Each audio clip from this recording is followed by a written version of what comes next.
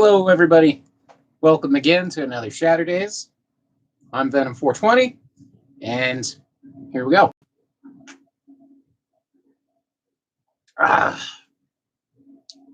Good to be back. A bunch of crazy shit is always happening, but that's not why we're here. We're here to blaze up and raise up consciousness and awareness of how much everything sucks. Now, we're going to be spinning the wheel dabs. We're actually going to be doing some live clones. Got a whole bunch of clones I got to cut, so might as well do it right now. It's a little bit of a late start, but who cares, right? Let's go ahead, spin that wheel of dabs right off the bat, because that's what I want to do. So,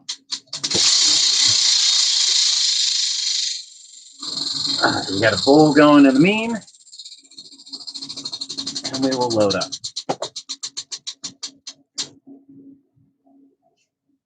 Purple shark, what do you know? Which is perfect, because I got purple shark right here. And we are going to be busting out some Tangy. Forget what it's called. Tangy something. But let's give it a shot. Ooh, and that is very...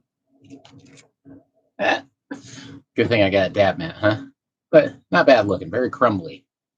But decent. There we go.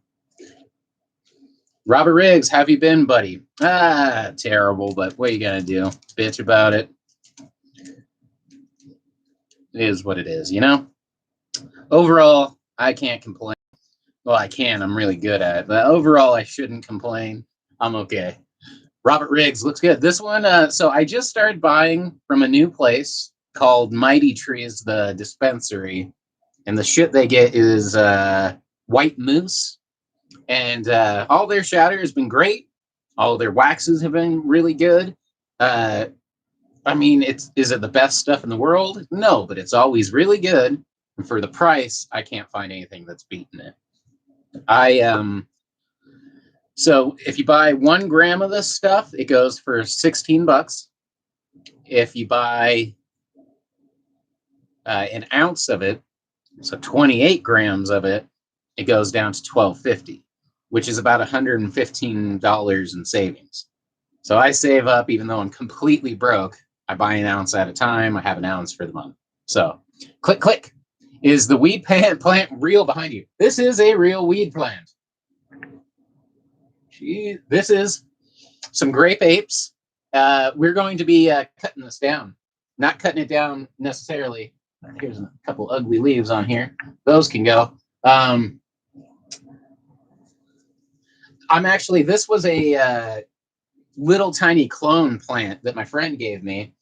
And I am going to be taking some clones tonight. It was never meant to be budded or anything like that. So tonight's the night. I should have done it weeks ago, but I procrastinate. So I will have everything all set to do some cloning tonight. And with all hopes, I'll have another... Can't even see the end of this thing by any means. There's that guy. It ends up here. We'll have a whole bunch of clones ready for giving away mostly. And also I'm going to be I only need a couple. I only grow like 12 plants, and I already have almost all of them going. Hey, Zeus, long time no see, Venom. How you been? Yeah, okay. Robert, I have some sour diesel plant, which is cool. I'm a big sour D fan.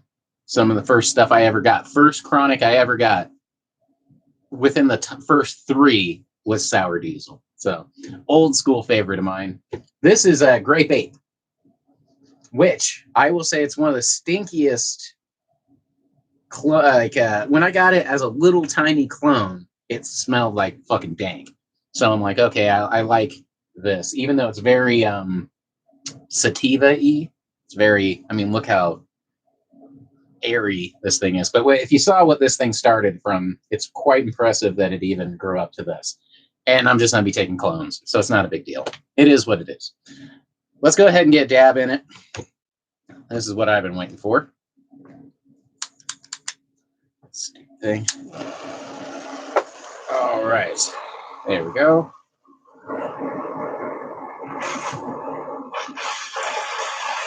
Perfect. All right. Well, thanks for joining me, everybody.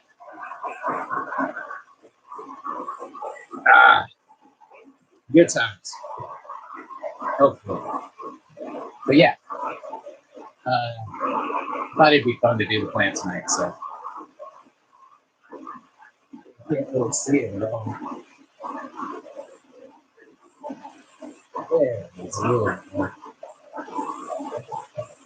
But yeah. All right. So we were doing some Tangy something. Again, I forgot what I'm dabbing, but hopefully you're dabbing on something nice. You're smoking on something nice. Whatever you're doing, as long as it's nice. So, good move. All right. Perfect. Oh.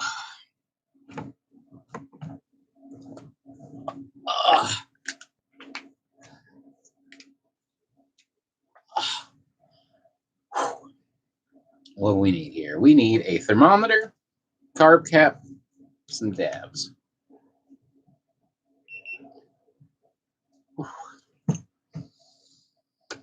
All right. Well, hopefully the summer has been treating everybody decently well. It's been warm anyway. I noticed that. Another one just flew by, right? Fucking time. I went to the store and they already got all the Halloween decorations up, and I'm like, well, don't get me wrong, I like jumping to Halloween. I just don't like missing out on the whole year. Seems like these last 2 years have been a bit of a blur. But here's to the next couple years, and hopefully they're a blur in a good way. Anyway, cheers, everybody.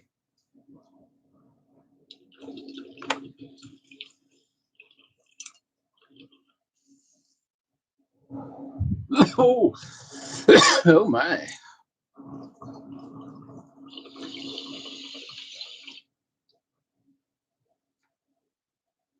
Oh, oh. That definitely has a tangerine taste to it.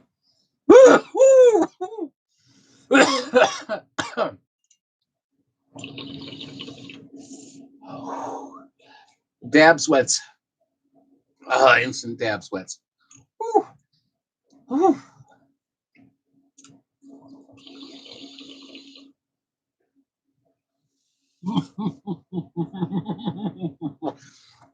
Robert. All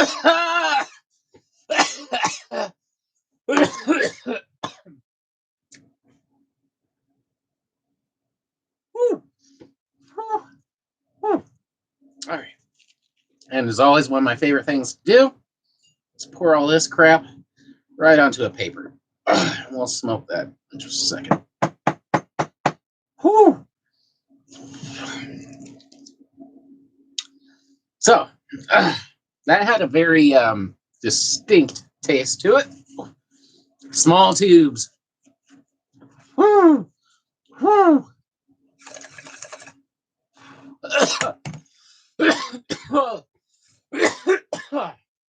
So, this had a very interesting flavor to it. So, it definitely had a tangerine flavor to it. Oh, it's warm in here now. But I don't know if you've ever dabbed CBD, but it has a very distinct flavor to it. When you dab like CBD isolate, I have some. And that's my sneak peek of that. I still have a video coming out on that. So, but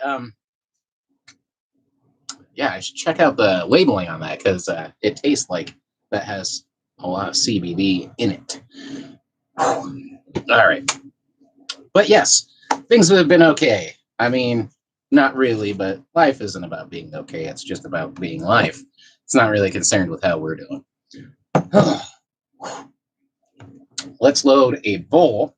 I have some little bit of this Death Star OG that a friend's mom grew, actually. The same homie who hooked me up with these. His mom grows a little bit too, and hooked me up with some nuggets, which is very kind because I've been in a hurting spot. Just been broke off my ass. And homegrown is always better than the shit I get the dispensaries usually. 90% of the time anyway. So, all right. But things are okay. Got back from Portland. Portland's okay. Beautiful place. There we go. And we're gonna get to cutting down some treeage right about now. All right, so let's get. Looks like I need to grab a paper. 1 second here.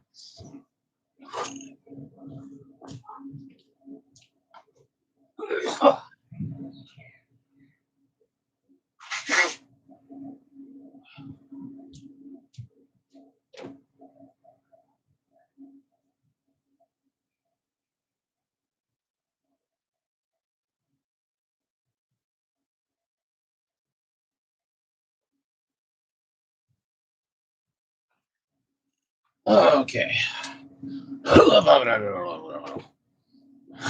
And let's roll this guy up. Get to smoking because I need to start cloning some shit. Excuse me. Ah, man. So I'm drinking some coffee and I started adding lion's mane extract and reishi extract. And damn, that's bitter, mushroomy shit. It takes a lot of dark coffee and heavy cream to get over that. Uh-oh. Cat just figured out there's a plant in here.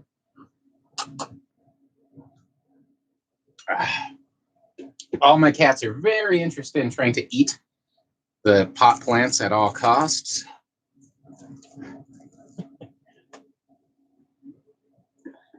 Come here.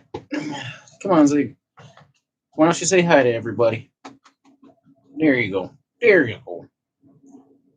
There's a Ziggy. All right. Here's Ziggy, everybody's favorite. He's a big fan of marijuana.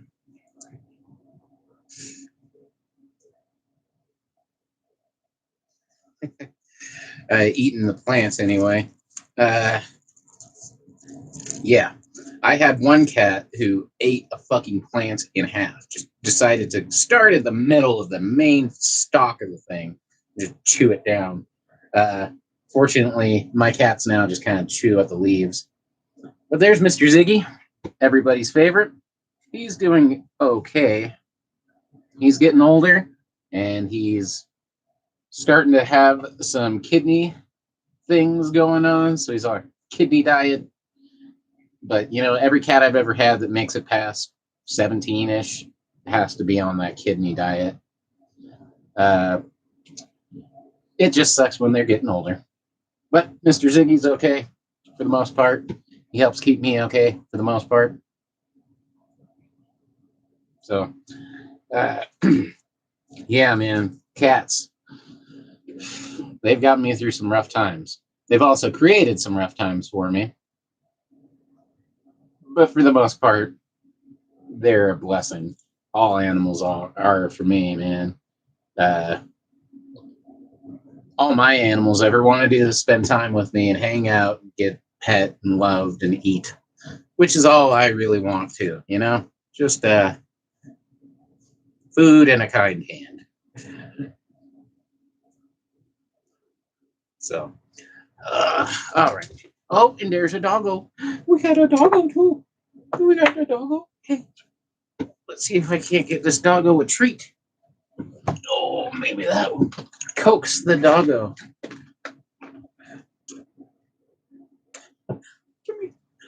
There's a doggo. They're like little dog combos.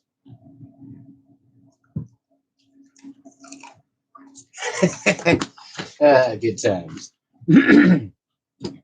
Ziggy looks at me like I'm a piece of shit because I don't have any cat treats for him, but he's okay.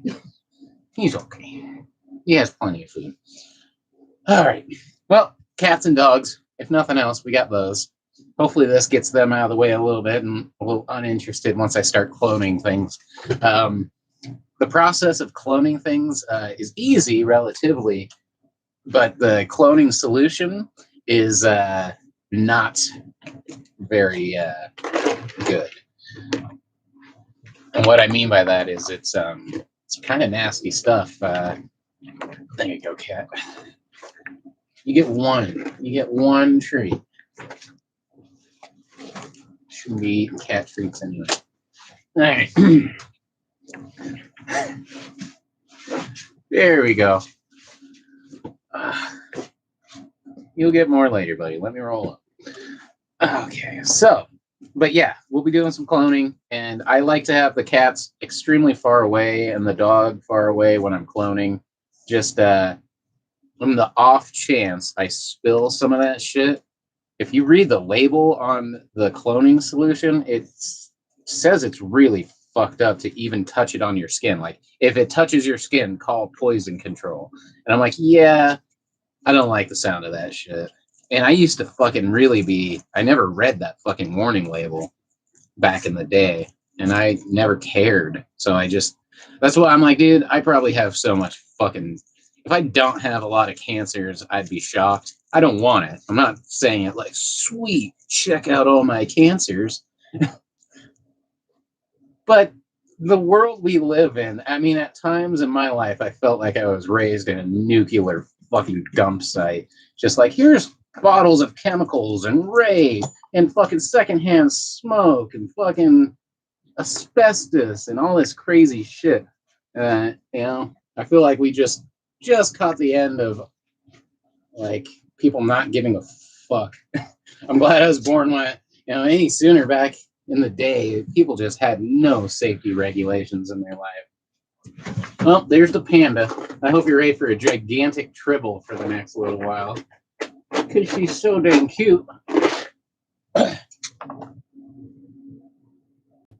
we go. There we go. Hey, you knocked that off. Alright. Well, you can't just knock off all your treats that you want to eat, man.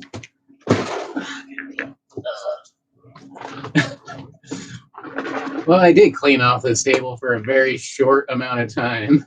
Now it's completely covered in fur and dogs and cats. But that's how you know it's worth living in this house. All right. You can't have any more cat treats. I'll give you a dog combo. I swear, as soon as I wake up, the first thing I do is start giving the cats and dogs treats because I just feel like Ace Ventura at some point. Yeah, I like making all the little guys happy. Oh, because they make me so happy. All right. Well, that's basically the show, I think. Well, that's the new camera, too. You can really see some high-definition fuzz on this cat. I mean, that cat fuzz is... What type of a cat is Panda, asks Aaron. Aaron, as the joke goes. I know she has a little bit of Maine Coon in her, I believe, because she has a little M on her head. But she is a stray kitty, you know? She was a rescue kitty. She was born under my shed. Like, she was born 30 feet, not even 30 feet from my house, like 10 feet from my house, and moved inside the house. So she was born right next to where she has lived her whole life. I would love, in a perfect world, for her to be able to go outside and have fun and be safe and come back and not have to worry about it. But she doesn't go outside. None of my cats do. He used to a long time ago, but not so much anymore. So Panda is just a rescue panda. Pandora. Rescue raccoon. But she looks kind of like a Maine Coon, but she's teeny tiny compared to Maine Coons. Her brother was a short hair, which... I mean, I think there's short-haired Maine Coons, but I don't know. They were both pretty tiny, though, for those. So, I don't know. All right. These guys. I don't know. I may have done too much by adding the kitties here. So,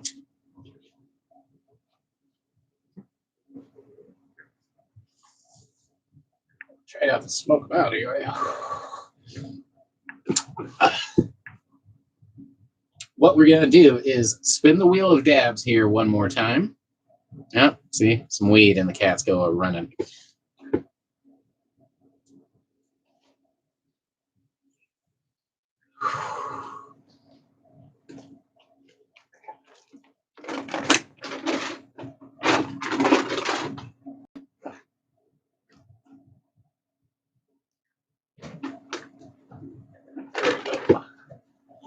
Let's get you right over there.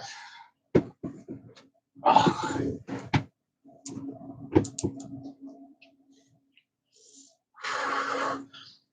All right, there we go. Now, Aaron, I got a variety of dabs tonight. So do I, which is good. I actually have more dabs than I do pot. Dabs. Fucking dabs. I got more concentrate than I do have flour, which is not my usual favorite way to have it. I was growing it was the last of my green crack, and my swamp cooler went out. It was like 100 degrees, and then it fucking hermied out my entire fucking plant. Bunch of little itty bitty seeds started coming up. Since I have so many other plants in the house, I had to just get rid of that plant, even though it was all covered in crystals, and it was covered in crystals, and it was ready to go. And fucking, I chopped it up, hung it outside, and it's been outside drying and just fucking frying in the heat for like 2 weeks. I'm going to chop it up and make some RSO out of it, some Rick Simpson oil. I just haven't done that. I should. I have this 420 extractor, grain alcohol shit, and it's been working really good for that. So,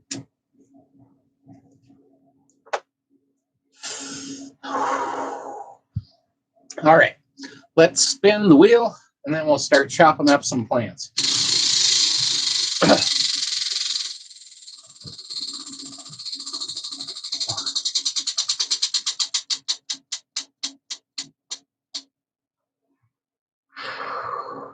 Aaron, how was my trip? It sucked. My trip sucked, but that being said, Portland is a cool place. Portland's like Denver. Well, it's more like Boulder, I guess. It actually is. Everyone said it's more like Boulder. Maybe the people are a little bit more like they're from Boulder, if you've ever been there. But it's just like Denver. Everyone was saying how, I don't know, everything about it that was good and bad reminded me of where I'm from here. You know what I mean? It was beautiful, but, Denver's beautiful too. And then the bad stuff, there was like homeless people and shit like that. But there's homeless people in Denver everywhere you go. There's probably more homeless people maybe in Portland, but the Denver people are just as loud and fucking crazy as they are there. So, which they're both fucking crazy. Portland was a little cleaner, if you ask me. Are you eating some pot leaves? You're eating pot leaves over there. Portland might be cleaner than Denver. Denver doesn't clean up the alleyways and shit like that. Like when you're walking down, like there's just trash everywhere in fucking Denver. It sucks. So in that sense, Portland's physically cleaner. Also, I've realized that I look just homeless enough that if I sit on the side of the street, I can just smoke weed or do whatever I want anywhere, especially if I just lean out there and look like I want to ask people for money or something. People just fucking don't look at him, don't talk to him. He's trying to, you know what I mean? Like, it's so easy for me to pass as a crazy homeless person out there. I like that because I could just fucking post up anywhere and no homeless people ask me for money. They're like, hey, yeah, I feel you, brother. You know what I mean? Never mind. Well, you need a quarter or something to get a bus? Aaron, I'm cool. That's cool. I'm from Canada, so we got homeless too. So when I was in Vancouver, which is right north of where I was in Portland, not right north, but it was a couple of hours north. It was the same thing. Canada was just, I think Canada, I was saying, everyone's like, watch out, there's a lot of open drug use, heroin needles, and fucking all this crazy shit in Portland. And I didn't see a lot of that. There's homeless people, but there's homeless people everywhere. Fucking when I was in Canada,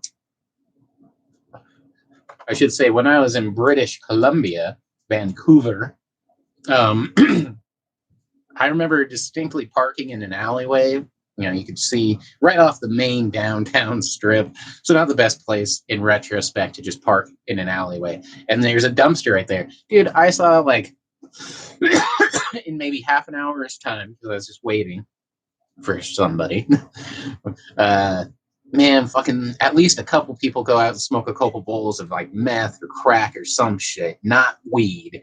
And then fucking, because they're kind of hiding behind this thing. And then like a couple people openly shoot up in this fucking alleyway. I'm like, holy shit. And there's like prostitutes like you see in the movies in like lingerie and the feathers and shit, like doing the come here shit. Fucking on the, I'm like, wow, fucking Canada's crazy. That being said, other than that, Canada was very similar to fucking Colorado. You know what? That's why I'm not leaving this place again. Fuck leaving this place. First off, I do very bad when I leave and I suck. I don't travel well, apparently. Especially when it's on, if I'm not babied like a fucking little douchebag, which I get. It's hard for me with my diet and my lifestyle and everything to leave or do. But anyway, that being said, everywhere I go when I really enjoy it, the things I really enjoy about it, I'm like, oh yeah, it's just like Denver. Oh, I love that. It's beautiful. It's almost like where I'm from. And then it's like, all the cool shit. And they're like, oh, look at all the cool spots we go. Oh yeah, these are cool spots. We have them in Denver. Denver's fine, dude. Fuck that. Don't get me wrong. That being said, if you're not from Denver, go to Portland. Go to Portland or go to Canada or British Columbia. They're just as cool. We don't need more people here. Aaron, I've seen someone smoking smoking the White Rock in a little corner of a back street in downtown Toronto. Dude, and that's one of the things it's weird to say that in the same sentence that people are smoking rock and shooting up. But that is kind of one of the things I love about Canada is their openness to that shit. You know what I mean? Fucking, you think that's not happening in Colorado? It is. You think it's not happening in every single state in Colorado, in America? Totally is. But they have to do that shit in back alleys, trading used heroin needles and shit like that. Sometimes the openness of it and having places to do it safely and not be threatened with prison and fucking getting your ass beat for trying to do a victimless crime. I'm all for it, dude. I'm all for that shit. So there's a lot of things in this world where I may not support it in the sense that I'm like, I don't advocate it and say, go out and do heroin or go out and do these things. But I think the freedom to do them is what makes being a human being, those options is what makes life, a life worth living free and true. That's the true pursuit of happiness, is to be able to do things that will hurt you and not have someone try to babysit you out of it, because that's not your own choice anyway. So, Aaron, everywhere eventually it'll be legalized, all of it. I don't know, man. I don't know. There was a time I didn't think that having it legalized in Colorado alone, and we're one of the most open states, I didn't think it was going to happen. I remember distinctly when I was growing being like, this will always be illegal. They'll keep this from us. It unites too many people from all around. Look at us right now. I'm talking to you in another country. And don't get me wrong, maybe you're here just to talk to me, but one of the big things that connects me is because we're passing around, passing the Ducci to the left-hand side. No, fucking weed. I like things that unite people. Weed does that. Skateboarding does that. Music does that. All of these things, you'll see every group of people do them.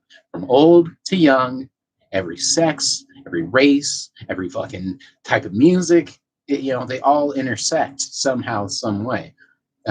Music, there's a lot of elitists, but you know what I mean. Richard, pass the Ducci. Pass the go. My old boss, I remember everyone got in trouble except for me for smoking weed. Isn't that funny? Because I'm an actual stoner and I don't get in trouble for that shit. I know how to stay out of trouble.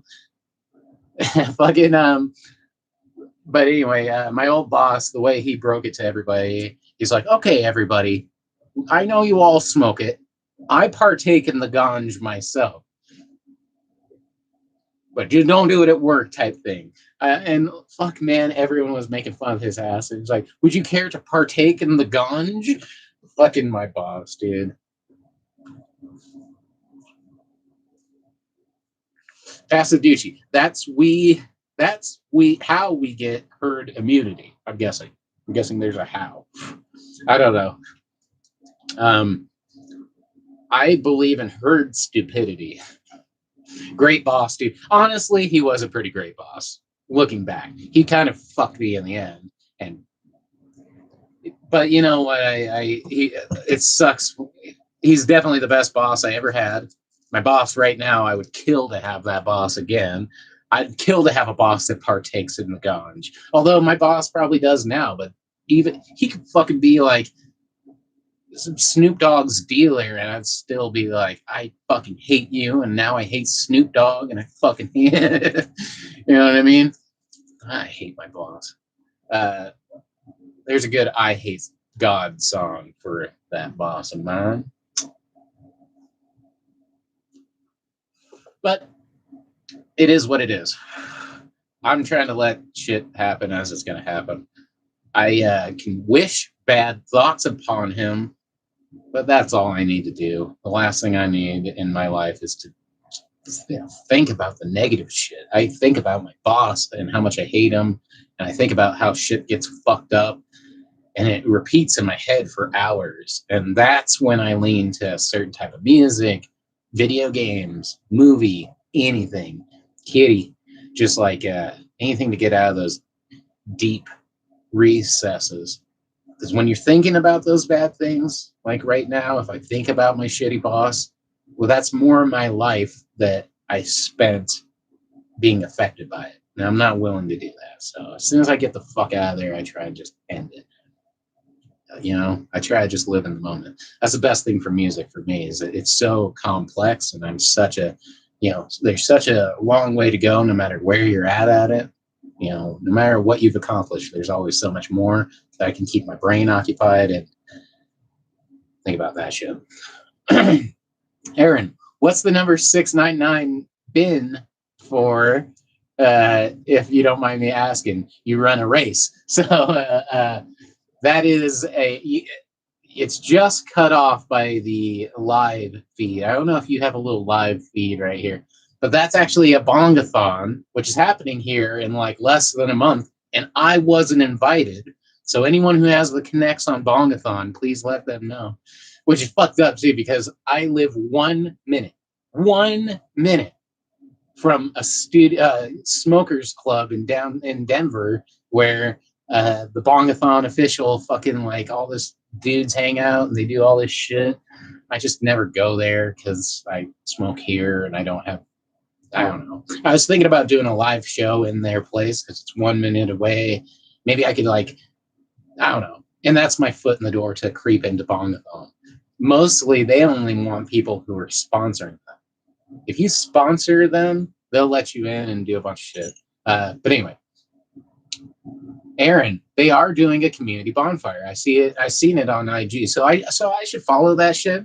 But that is an official bongathon, little number thing. I also have and you can see it for once. So it just looks like glass, but right here is a bongathon bong. My friend gave me both of those. He's a glass blower and somehow had affiliations with them.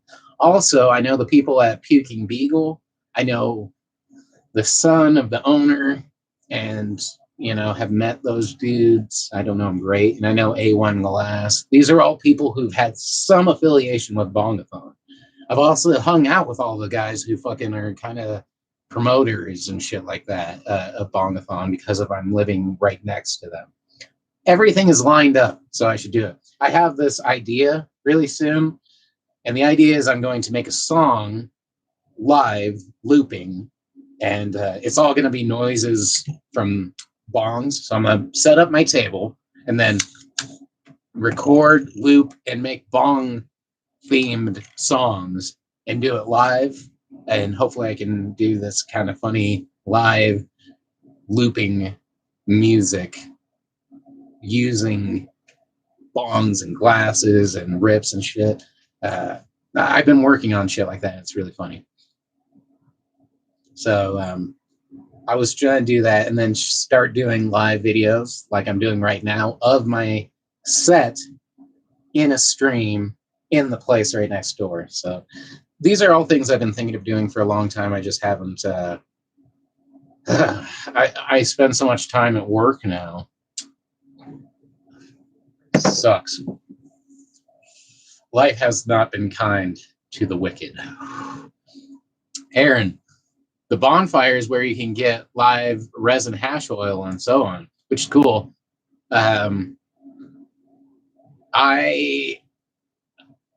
I should try and get in on that shit. I should be more social as well. At the end of the day,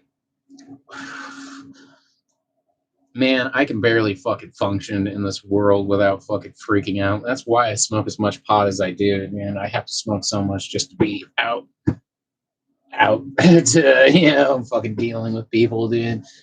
I mean, I wish I could say that everyone's cool and everyone's chill, but eventually everyone sucks. Everyone sucks and pisses you off and lets you down, and I let them down. It's just a big fucking mess.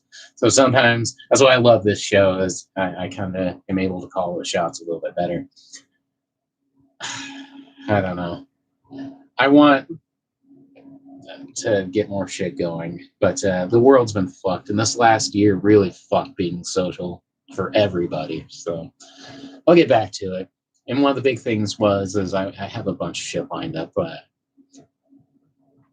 it's been a rough year. I've had many times where I didn't know if I should do this show because I'm like, I don't want to just bitch at people for an hour or 2 hours. But I always end up being in a better mood when I'm on the show, so it's good for me. Aaron, nice big plants, by the way. It's ready to get chopped down. And not for buds. There's no buds on it. But I'm going to take a whole bunch of clones. I'm actually going to spin this wheel. Oh, did I already spin this wheel, Dabs? It landed on Bongathon after we were talking about it all this time? That's serendipitous. Probably.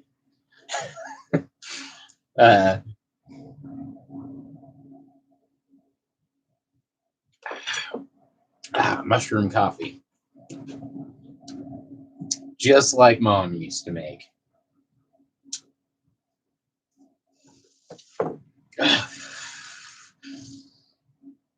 Anyway, we're going to do a dab, and then I'm going to be taking a whole bunch of clones. Mr. Ziggy here is going to help me out. This Death Star OG is tasting pretty good tonight.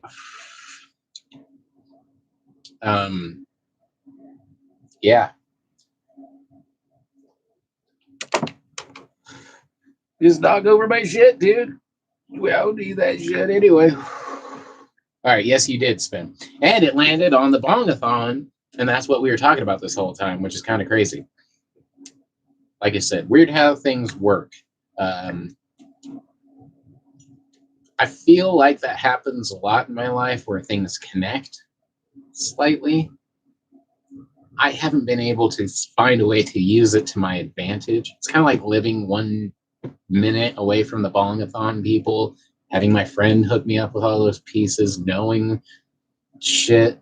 But I feel like I'm always getting these.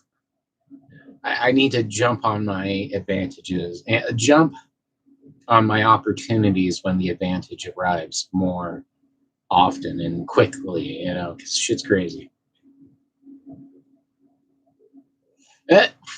Aaron, I normally rewatch the live streams in the morning while I drink some coffee. I don't know. I'm so glad that I have all of these talks, especially sometimes I've gotten some crazy good music recommendations, growing tips, fucking movie recommendations, a whole bunch of shit. It's almost Halloween, which is my favorite time of year to ask everybody their favorite Halloween movies and what I need to watch. all these things. I just haven't rewatched a lot of them yet. There's a lot of them right now, but I'm glad to have them. And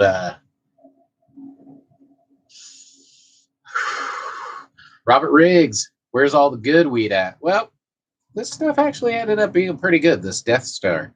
I have been buying crap. You know, I didn't even realize, well, I realized it. I knew that I had been buying popcorn buds, is usually what they're called. But even then, I get what I can. I've been going to this place called Mighty Tree, and they'll sell you an ounce of popcorn buds. It's usually much better than that. This is straight up like shake almost. Sometimes it's quite budded out, and I'll get an ounce for $85. So well under $100. I usually can do that and like grab something else and keep it under $100. And that's pretty cheap, and it's not the best pot. And I will say, like when I go out to California or Portland, their pot's usually better. And then I remember, oh yeah, it's because when I go out there, I don't get the shake every time. I get like a half ounce of, mids or even top shelf. That being said, I've been smoking a lot of my friends' homegrown, my homegrown, and going when I travel, getting mids and top shelf. Going from that back to this popcorn shake really makes this stuff feel a lot less impressive. I really wish I could smoke in a different way.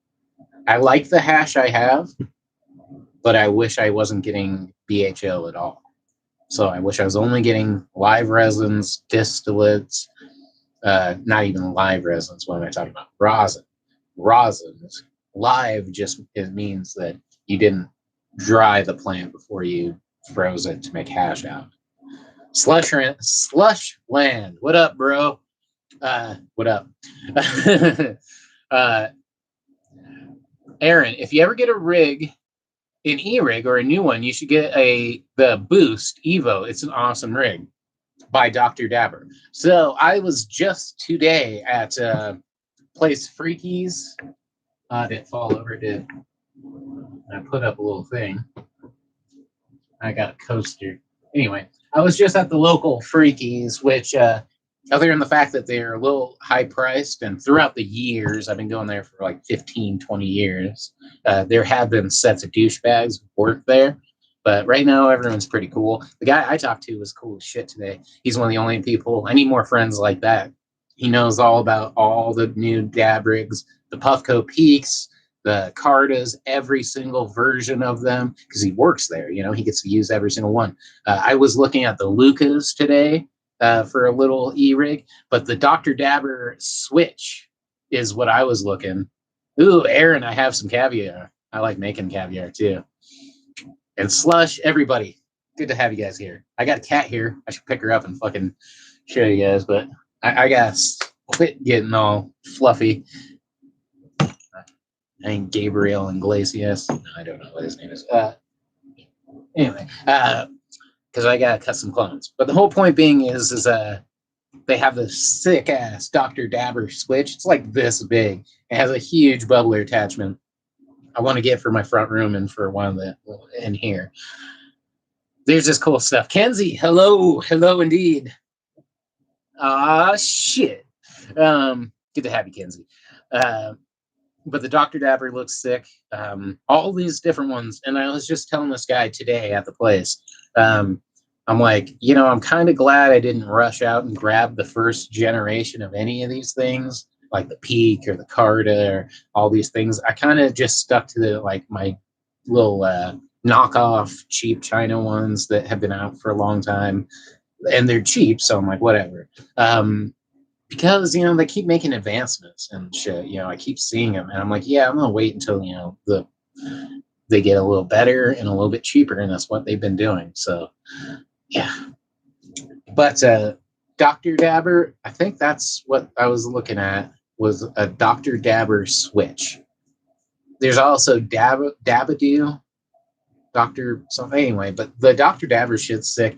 G-Pen shit is sick. I saw this one where it's kind of like one of these where, well, it's nothing like this, but it's kind of like this where it's a little electronic piece. This would actually be a female piece that hooks in here, and you just click it, and it has this little opening, and you can do dabs off of it. Sick as fuck. It's only like this big, and it's like $300. I'm just broke. And then they have the G Pen. God, I just saw it today. I think it's the Rogue or the something like that. It's sick as fuck too. There's a bunch of dope things. I would love to get some nice shit. Right now, the one I think that's in the ballpark the best for me is the little Luca ones. They're these little mini Lucas, and they're under $200, and they're pretty sick. Jesus, how about the Studden glass? That's a sick piece. I'd have to look it up. I got my phone. Studden. Should I look at Instagram? Stunden, or probably, huh? Anyway, I gotta grab the bongathon and put some water in it, and I'll look up Stunden glass.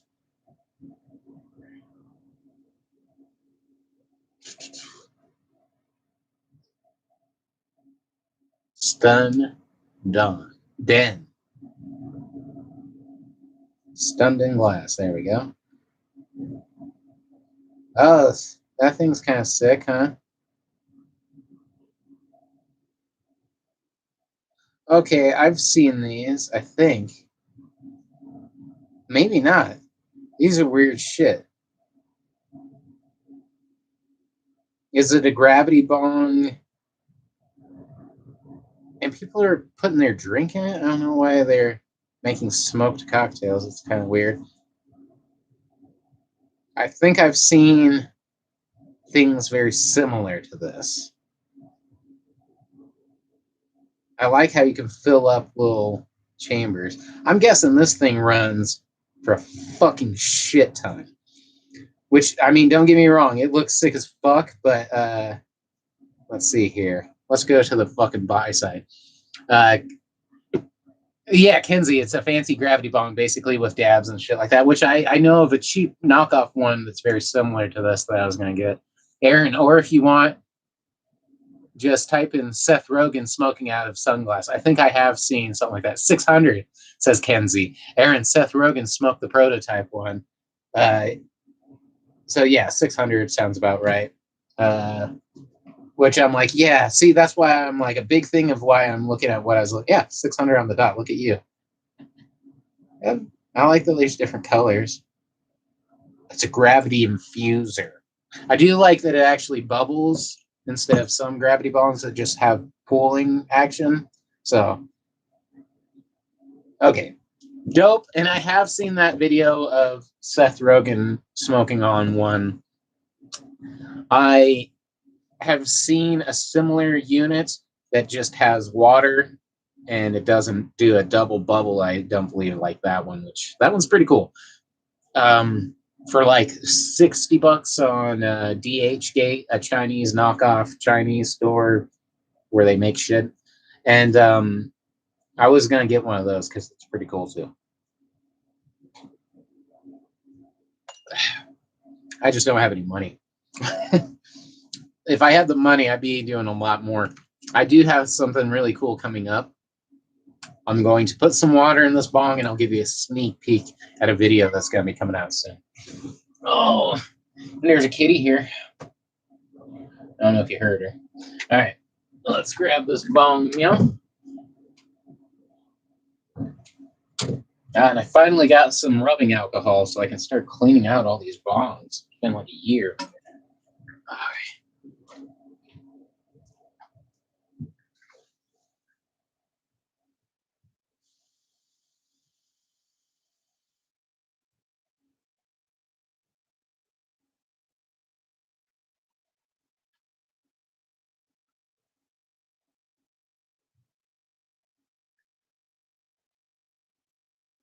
Alrighty.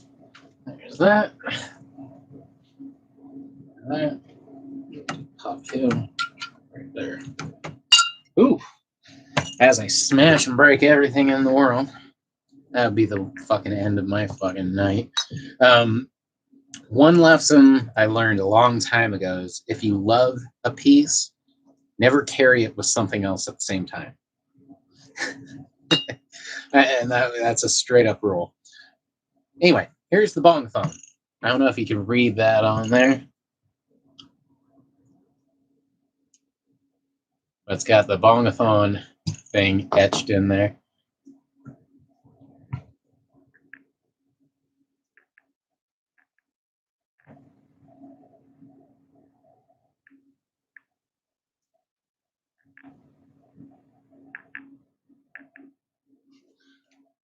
There we go. So, here's to me getting into the... I swear, I really wish I either A, could start getting back into the idea of even trying to compete at a bongathon event, or B, I really wish that young me was still around, because I could have definitely fucking held my own for a minute when I was younger. Jesus, I see it. So, yep, there's the old bongathon. This is the 30th bongathon. So, I think this is number 37 that they're on. So, this is a 7-year-old bong, at least. If I'm not mistaken. Jesus, that's a long buster. And I tried to tell somebody when I first got it what it was. It was all one thing. So, it was a bowl and a down stem. So imagine that being the bowl. So it was all just one thing. And it was for a certain type of event. Somebody told me what these were for. I believe there's two. Oh yeah, here's the... How's that? Gotta get my stupid face out of it.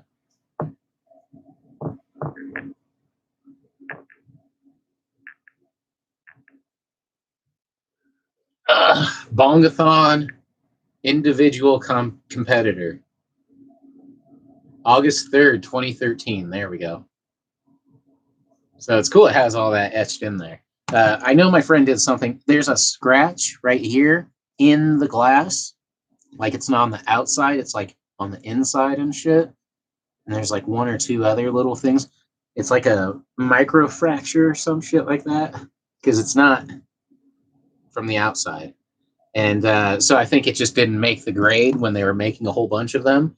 And somehow my friend got a hold of it. I think someone gave it to him. He doesn't smoke weed. And he's like, this needs to be used.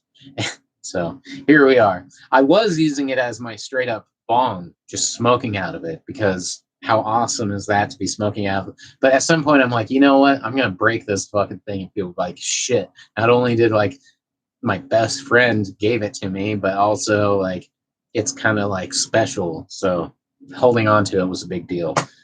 Now it's on the wheel. So now we see it from time to time. And I'm glad it is, because it deserves to be smoked out. And I'm going to clean the fucking thing, too. Now that fucking rubbing alcohol exists again. I couldn't find rubbing alcohol to save my fucking life for like a year.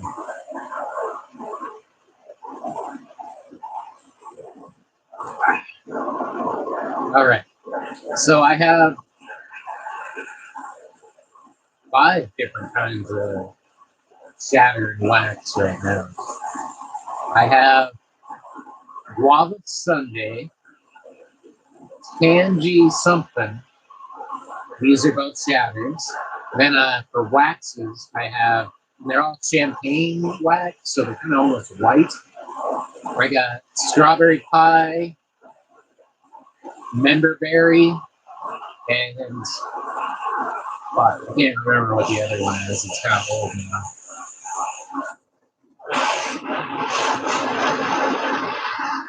Yeah. So, got a few different things going on today. I think we're going to try some... here's the strawberry pie. Oh, where did I put... Might have to, because that's the one... here we go. It's this one. That's that tangy.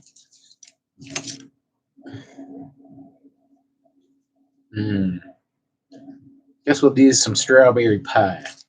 This shit is almost completely white, like the other stuff I got. The other stuff I got is fucking white. Here, I'll show you the.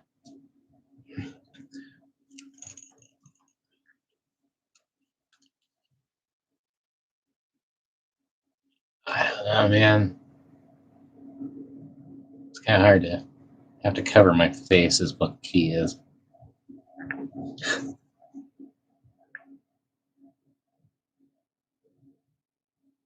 But anyway, stuff's pretty good. Take a chunk of that.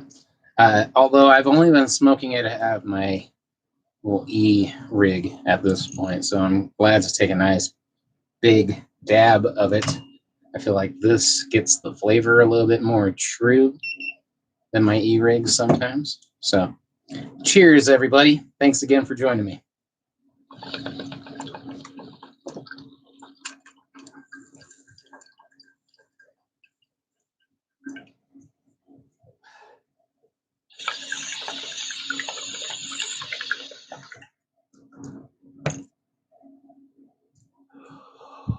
Woo!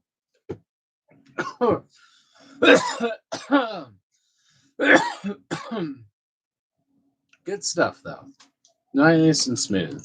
That's how I like it. Anymore, that's one of the biggest qualifiers for my pot, my hash, for everything is, can I smoke it without coughing up a fucking lung?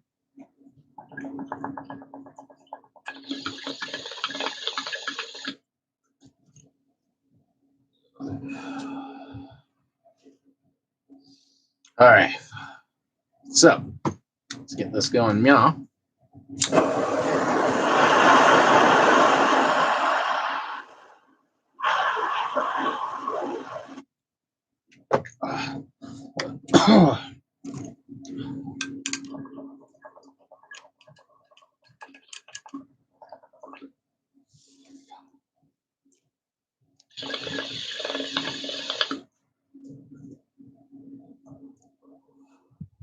Whoa! There's a doggo. She's like, yeah, fuck that. It's cloudy in here. Oh, here you go. Oh, there's a dog. There's a dog. What's that dog doing here? It's a dog.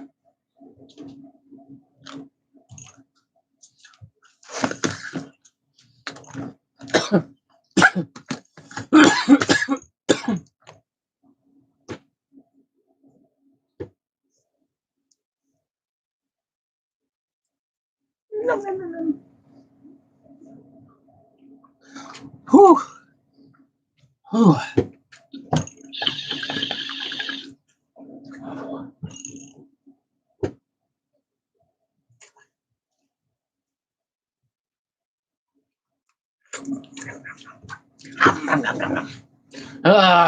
Whew. Was that good? Was that good? Yeah. Yeah. Yeah. Yeah. Oh, fuck. That was a good little surprise. Oh, doggo. What's a little dog? Phoenix says hello to everybody, and everybody better say hello to Phoenix. Tell her she's a good dog. Tell her she's the best dog.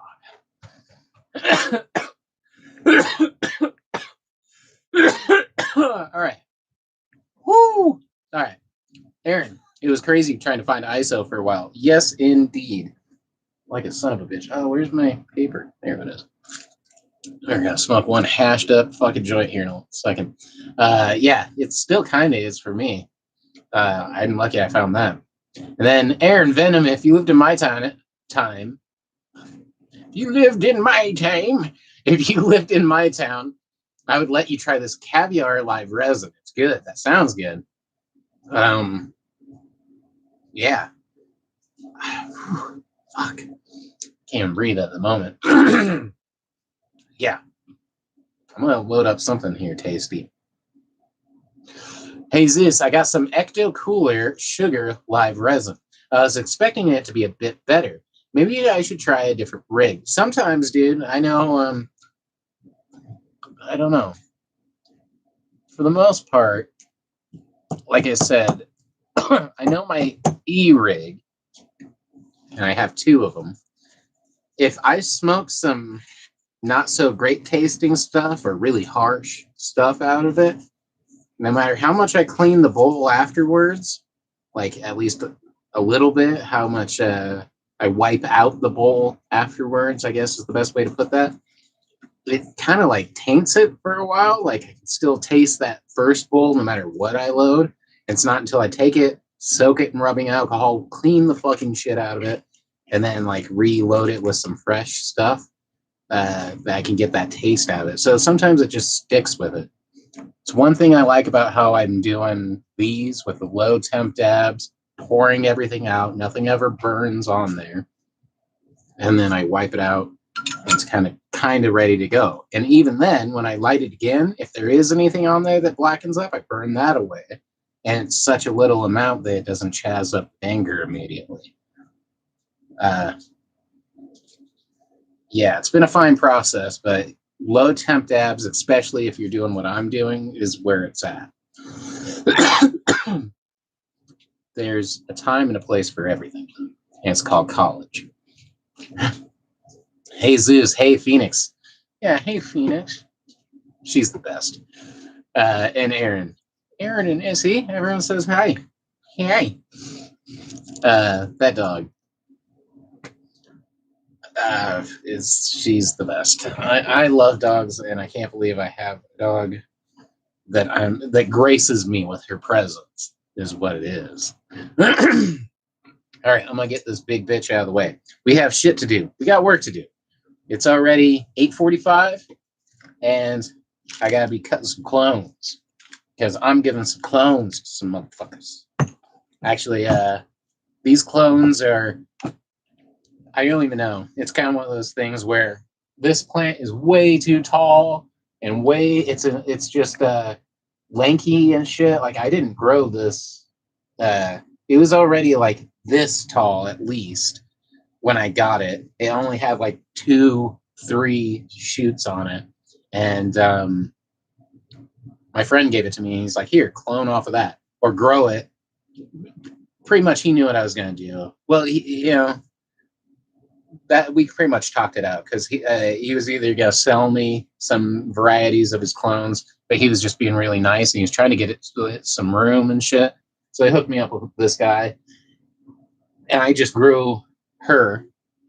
I grew her out, this tall ass beast, and she's looking pretty good. And I can take enough clones to set up a whole rack. And then, unfortunately, she's going to be dead, which sucks. But then I can use this pot and this dirt because she wasn't even in there that long. So reuse all that shit and yeah, hopefully get growing some other stuff. I don't really grow in dirt. I actually grow in hydroponics. I got 12 hydros right now going. Shit's going okay. I think I got some pictures. I should upload them to Instagram, but I really suck at that shit. When I'm at work, I kind of stop uploading, and work takes it out of me mentally more than physically sometimes. But yeah, I have a bunch of cool photos I need to upload. But here's one of the 2 rooms. Bam! This new camera kicks ass compared to my old one for zooming in. All right, it's doing that weird thing where it freaks out every now and then, but that's the one set with the 6, and I have another room with another 6 setup, kind of. It's actually it's a different unit though. I have 3 different types. There's 2 in that one and 2 different ones. Hey, Lucas, yo. So, but they're looking okay. I don't think I might have pictures of my other one. the other room. A lot of pictures of my garden. I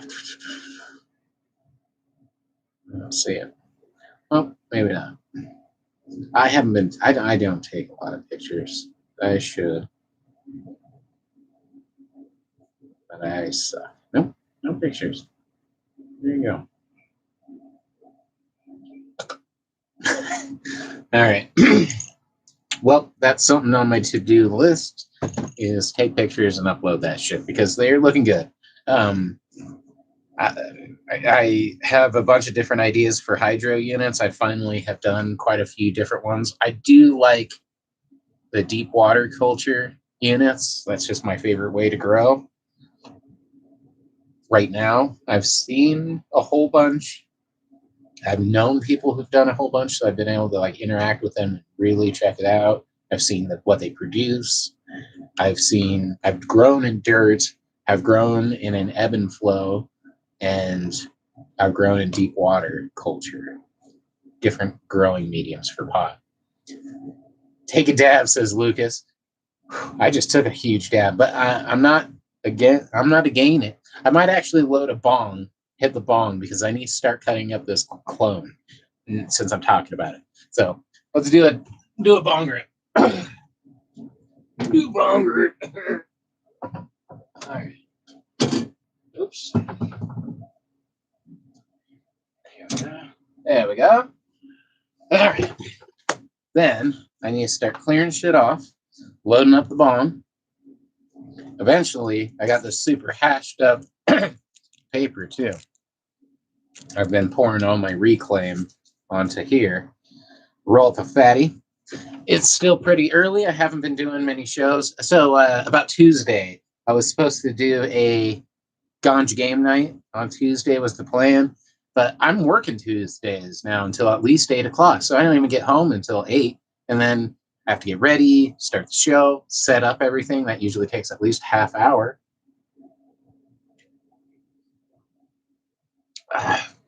One of the lights I was using for my show, I'm using as a grow light for my clones because these are really good lights. I have to even keep it super far away so it doesn't fry them. But anyway, so there's just a lot of things where I'm like, fuck. And I have like 4 good games for Ganja game nights. I have this cool mushroom game. There's a couple other ones I want to play. And then ones I want to buy still. So, hey, Zeus, I'll take a dab. Yeah, you take a dab. He takes a dab. I'll take a bong rip. And we shall do the thing. This is some Dairy Queen from the Mighty Tree, which I do kind of like the name of that place. Mighty Tree is a fun place to say. From the Mighty Tree, it's pretty good. It's not bad. It's one of the better dispensaries I have been to recently. Derp. Look at that derp. Anyway, put that right there because it's great. But they're nice people. They have pretty damn good prices on pretty much the best price on shatter that's good. That's why I've been there. I called up so many fucking dispensaries asking for an ounce of shatter. No one had it. These guys have like, they're like massive amounts all the time. So I'm like, they're cool. They have good shatter. They're nice people, and they pay a decent. I pay decent prices there, so I like it. They always have some popcorn shake, which I unfortunately always have to buy. I'm just buying as much as I can just because you get the discount. Otherwise I'm as cheap as they can be. Lucas, do you collect glass? I did, but I can't say I do now. If I had the money, I'd be totally one of those guys on Instagram who's like, look at my $10,000 fucking glass collection. But I don't have it. Aaron, did you hear about Frenchie? Yes, I did. I Yeah, I haven't posted, but I should. I have a picture of me and Frenchie together. Um, I was a huge Frenchie Cannoli fan. Um, I learned of him through the Mendo Dope Boys, their music, which I just happened to land upon randomly online, uh, looking up someone else's music, found them, really enjoyed their music. So that's how it started. He's on their songs. Then I heard, looked up his shit, looked up his IG, looked up his, and I'm like, oh, he's awesome. Then I saw he was coming to, I think Inglewood, I think it was, not Denver, but, within driving distance.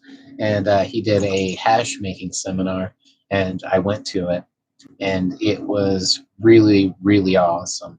Um, I He is the guy who I model how I make my hash, or at least the first half of my process through is him. Um, from going to that seminar, I'd always used bubble bags in the past, but he has a very special way of doing it. And I talked a long time with him, and I felt like everyone else there, no offense, who went to that, there's one other guy who was cool, and he ended up, and even him, because this was a pricey thing. He was a owner of Oni Seed or breeder for Oni Seeds. Cool guy, but loaded. You know what I mean? All these guys were owners of CBD companies, and I own this dispensary and that dispensary and shit. And they all just had kind of a douchey way about them. In fact, none of them seemed too happy. They're all like, "But couldn't you just get more if we did it like that?" And you kept on talking about quality and shit like that. And I'm like, yeah. Anyway, I ended up keep on going outside to smoke actual fucking weed and hash, which only a couple people did, and I was doing quite frequently. And eventually, it ended up being me and Frenchie just hanging out and smoking and talking.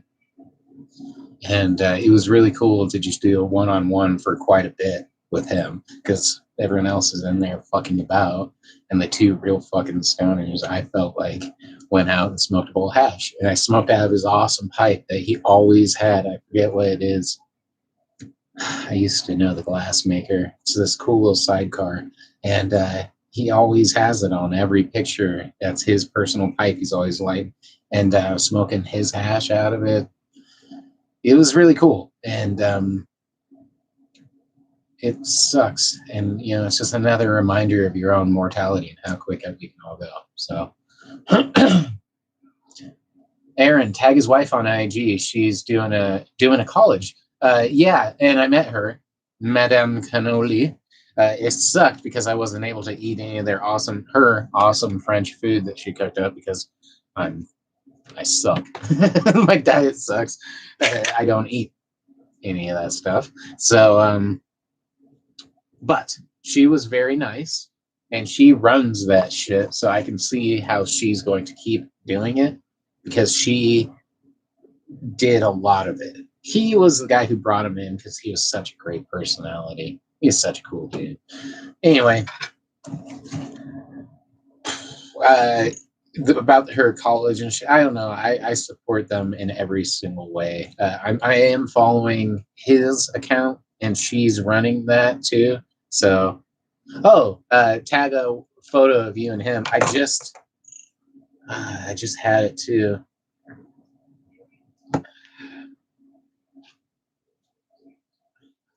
Hey,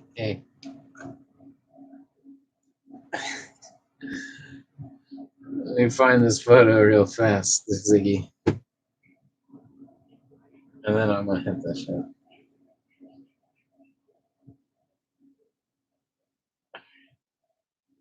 All right, Richie. Yep. All right. So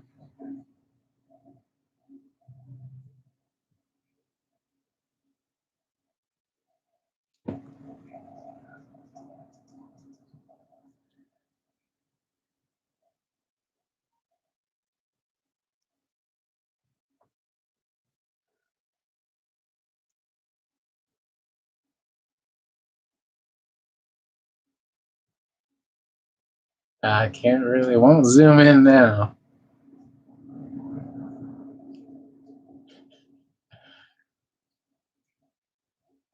There we go. That's kind of it.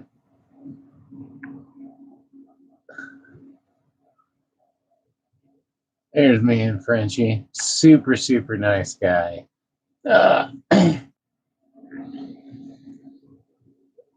That's cool. Take it to her IG because she's going to take all these photos and put one into one giant photo, which would be great. I should do that.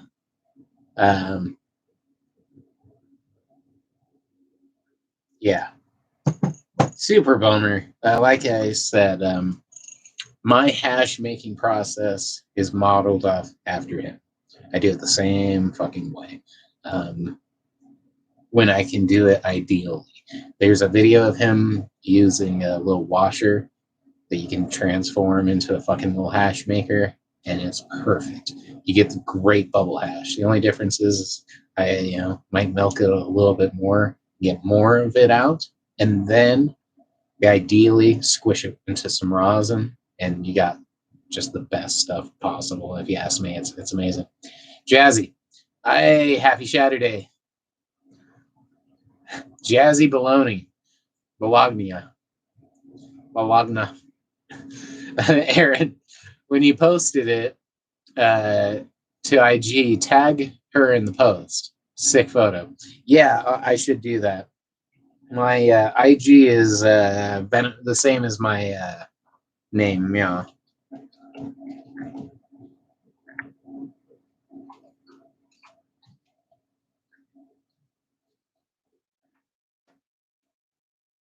So yeah, that's it.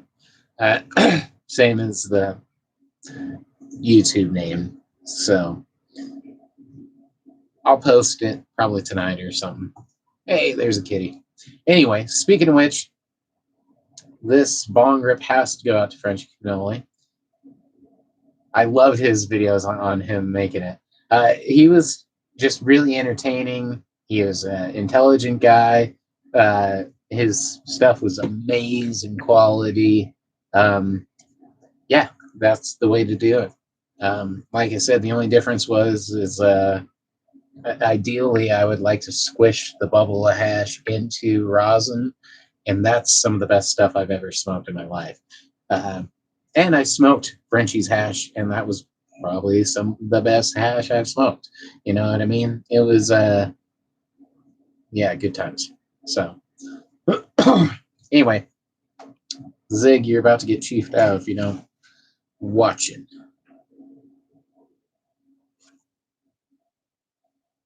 All right. Here is to Mr. Frenchie Cannoli, and then I gotta get to cutting these clones, yo. So, Frenchie and everybody else, man, who we've lost here recently, it's a bitch. Like I said, all we can do is try to live the best life you can and help out as many people as you can now, because you never know how soon they'll be gone. That sucks. So if you care about someone, let them know. Get that fucking out there as quick as you can. So Frenchie, here you are. I should throw some hash on there because that would be more fitting for the cannoli. So let's get a little chunk from my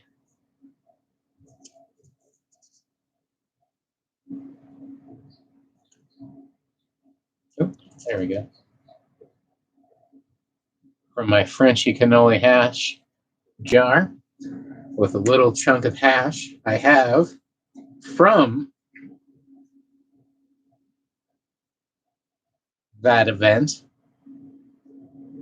So I actually have some hash there. This is not Frenchie cannoli hash. This is some of the hash I met from that cool dude at the event. And this is some amazing stuff. Hey, don't cause trouble over there. Uncats. But we are smoking hash I got from. That's right. Did you hear? That's my kitty. She has a lot to say about this. So, big old flake of this amazing hash. This is from the Oni Seed Company breeder. He's also a great guy, really nice guy.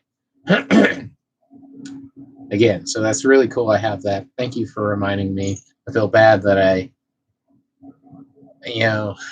it wasn't on the top of my list of first things to talk about right now. Everything sucked. And the day it happened, I'm like, you gotta be kidding me. Just what else could go wrong, you know? It was a big hit for me that day, so I haven't been dwelling on it much. But here's to Frenchie.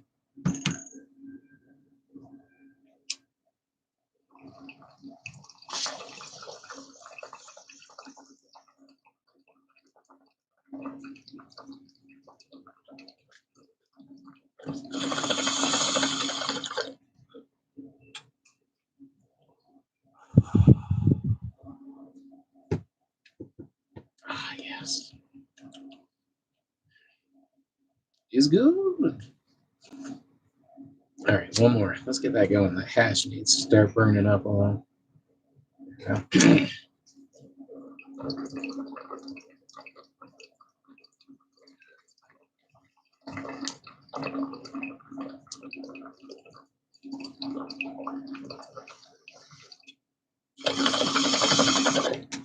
Sorry, bud.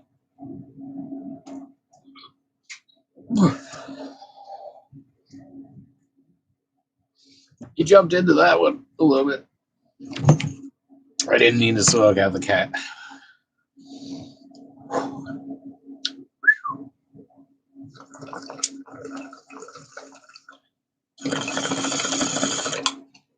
I don't give any cannabis to my cats. That's not to say they haven't all gotten into it, but I've never intentionally given my cats anything. But with Ziggy, he is so obsessed with coconut oil that all I need to do is mix RSO and some coconut oil, and he'll eat. He'll take it. So it's a possibility in his future. I should start. I just feel bad because you can't ask them directly.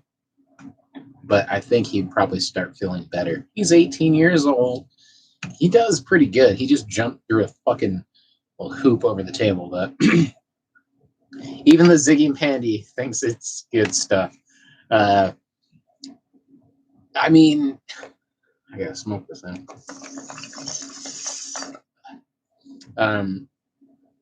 They love the plant. You know what I mean? They love eating the plant. Even when it's budding, they still love eating the plant. They do not like smoke. But you know what? Smoke isn't supernatural. Eating the plant is. I'm sure the first people to, test marijuana and feel its effects, they're eating it. You know what I mean? But I'm guessing. Jazzy, my cats love catnip. Like he'll eat it straight. My cats do. He's older. I have some. I also have some. I have a bunch of videos to do. I forgot to show you the cool one I'm going to do.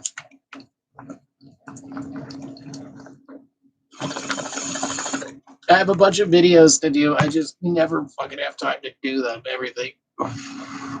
Been working as much as possible, and then it's hard to. Yeah, this room's been really trashed too, so it's been hard to keep everything. Like this table was just covered in stuff I wasn't using. But I'm starting to get back in here. I really want to get back into making music. I've been playing music constantly. I'm about to get fucking shoulder surgery in the next little while. I still haven't got a time and date on that. But so that's going to fuck up everything. But until then, I have a bunch of music I actually want to start writing and doing for some new albums and stuff. Because I have a bunch of music out on Spotify right now. So, Aaron, it could help his joints, and his little paws hurt him. Ziggy's.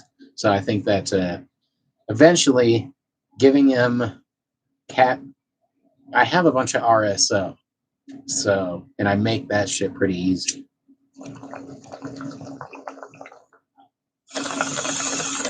I was going to do a little video on how I make RSO because I think that the Rick Simpson oil is probably the easiest method of making hash. You know, it's not the safest because you're using grain alcohol. I have a bottle right there, so it's not the safest, but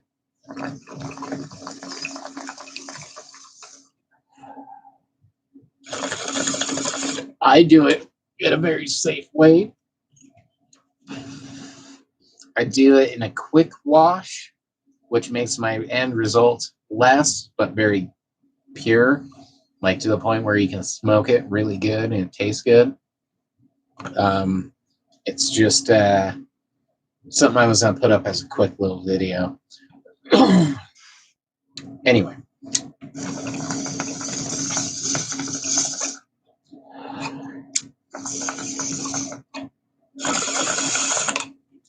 My fucking swamp cooler is going 24/7. It feels like all my weed, no matter how well I keep it sealed up. It's all fucking damp, moist, and then it doesn't puff like it should. All right. Let's get some things out of the way here. I think this will be fine. This guy's going to go over Mia for now.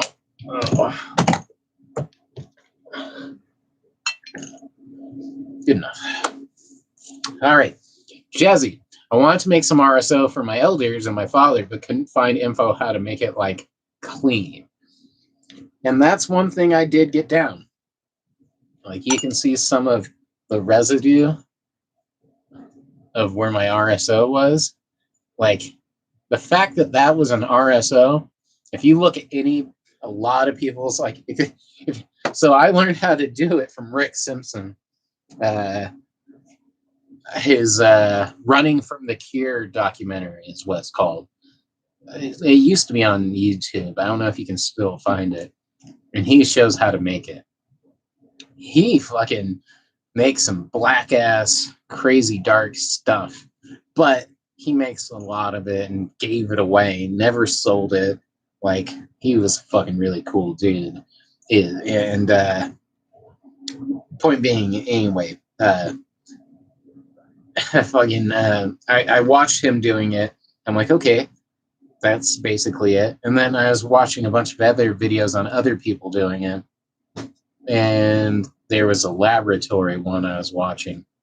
And they make 50-gallon tub batches of this shit. And their shit was coming out like golden yellow and like all these crazy cool colors. And they're like, so our secret, we don't like to tell anybody. It's our quick wash, super secret thing. And pretty much they're like, but I mean, they pretty much gave it away. I don't know how secret it was, but they're like, our method, the reason ours is so good is when you do it, you let the buds soak in alcohol. The longer you let it sit, the first things that melt down and start to separate from the plant material is off, the oils or whatever, is the THC itself. Then you start eventually getting chlorophyll, and it starts getting really green, dark. That's why most of the RSO is like black. It's really dark, and when you look up to it, though, like when you look at that shit with a light behind it, that really black RSO, it's actually dark green. It's tons of chlorophyll. And quick wash, super cold. And then the other tip I do is just I do like a double boiler method where I have a crock pot filled with water, and then I have the extracted alcohol oil material in another jar. So it's never touching direct heat, always doing it outside. I don't know, super safe way to do it. It takes a long time. Jazzy, a real healer. Yeah, I see it looks like molasses. Yeah, sometimes it's gross, but I got my stuff going like gold right away. I'd say half-hour wash and as cold as you can get. So have your plant material freezing for as long, like overnight at least. People are like, you can do it overnight, but overnight at least. Freezing cold. If you have a fucking little chest freezer that you can set at like maximum frozen, do that. Put your extraction you can use. Also, fucking who you call it? Rick Simpson used our ISO, fucking just rubbing alcohol, 91 proof to do his extraction. I use 190 proof 420 extractor. I have a bottle right there, and it's made pretty much for this. Another thing is just get Everclear. So I'm pretty much just using Everclear, which is a super grain alcohol and high proof grain alcohol. I think that's much better too. So, and then I do half hour. He was doing like hour to overnight or some shit like that. And then you get much more, but anyway, good times. I have a lot of videos I would like to do on how I like doing. Well, I'm not like, I obviously didn't invent these things, but when I was looking online, I couldn't find anybody who explained that until I did it myself. I saw that one lab, and they were doing huge gallons and stuff. So I don't know. It's hard to translate some of that information down, but it is what it is. All right, we are going to take some clones. So I'm going to need. Where's the little thing? Little clone holder. All right. Thought I had everything over here, but I might be missing one thing. All right. There we go. All right. So we are going to need one of those. I need to tie my hair back. Because you don't want that shit. I should have a mask on because this stuff is not good to inhale either. Going to wash my hands real quick.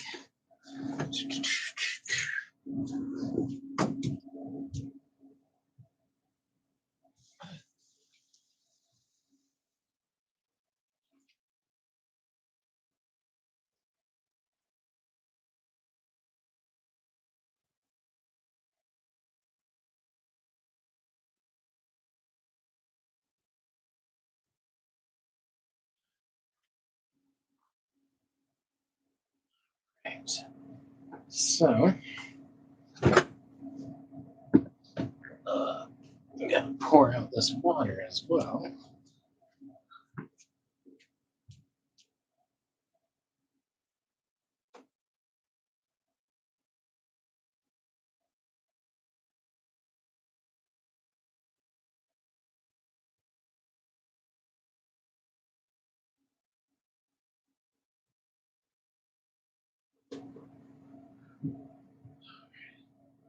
There we go.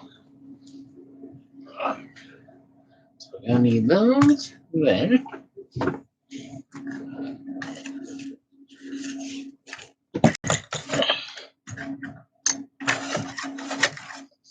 Cool.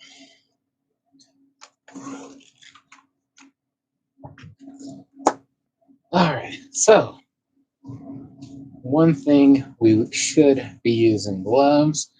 I know it seems weird, but you should be using eye protection and fucking a mask with shit too. I can't stress enough how much I used to fucking like let this shit get on my hands and shit. Probably because I didn't realize how fucked up it was. But you should not do that. This shit's pretty dangerous. More than I thought. All right. Precautionary statements. Harmful if swallowed, inhaled, or absorbed through the skin. Avoid breathing vapors or dust. Avoid contact with the skin, eyes, or clothing. In case of contact, immediately flush eyes or skin with plenty of water. Seek medical attention if irritation persists. If swallowed, induce vomiting. Okay, so that was a little bit less than I heard. Either way, don't fuck with this shit. It just seems like bad stuff. So I'll shake that up. This is what I use. Yeah, Clonex breeding compound, growth technology.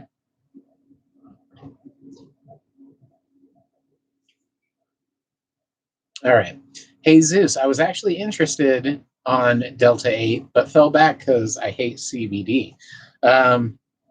You could get Delta 8 concentrate, distill it, and dab it.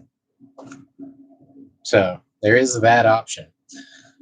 All right, so we're going to do that. And might as well do this real quick. Just a razor blade. I should have a brand new clean one, but I've held a lighter to this quite a few times already. We'll do it one more time. Then just a touch of rubbing alcohol and everything never hurts. Just don't do those two at the same time. All right. I just like to have rubbing alcohol there. I like to let it dry too for just a second, which I can see it do. All right. Probably doesn't hurt to have my hands like that too. All right. Now I'll use that paper towel with rubbing alcohol and set that down for a second. Start taking some of these. Jazzy, is CBD psychoactive? I've been on Delta 8 for a month and it's just as good as regular concentrate. It hits. That's cool. CBD in itself is non-psychoactive. So yeah, you won't get stoned. It's more of an anti-anxiety thing is I think one of its best uses. And sometimes it's good to just have something to smoke that doesn't do much. It's a relaxant just because you can smoke it, and smoking is relaxing. CBD is not terrible. The flowers and shit like that concentrates, but you won't get super stoned. Delta 8, you can. I've only smoked some Delta 8 joints, Vance Global. In fact, you can use Venom, the code Venom on the checkout site when you're buying their Delta 8 smokes from Vance Global, and you get 20% off. So Venom, Delta 8, Vance Global. Just putting that out there if you want to try it. And they spray Delta 8 concentrate onto CBD flowers. So you're getting the best of both. CBD has the more medical beneficial sides. I think it all does. But that it has, well, I mean, I think everything has its place. It should all be together. That's why if you can just smoke the plant, smoke the plant. And grow it yourself is my advice. But Delta 8 does get you fucked up. CBD doesn't, but does have a relaxing and health benefits and anti-anxiety, shit like that.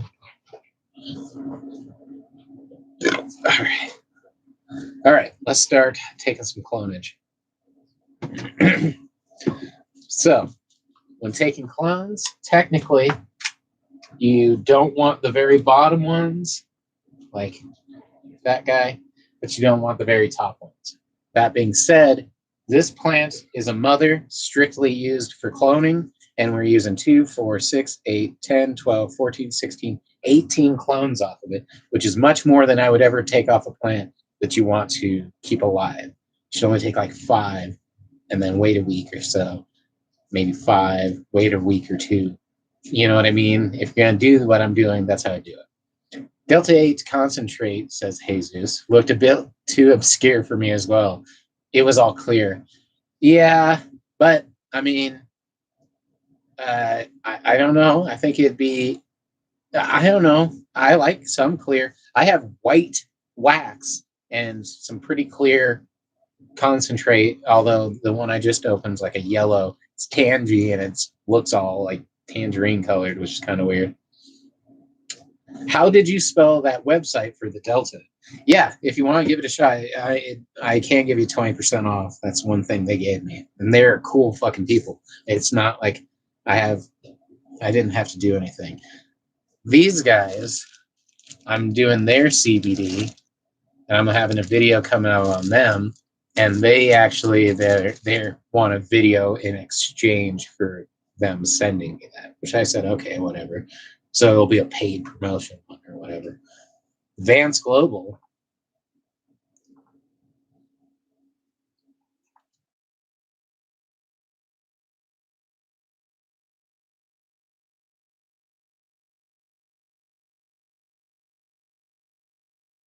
It's spelled normal, right?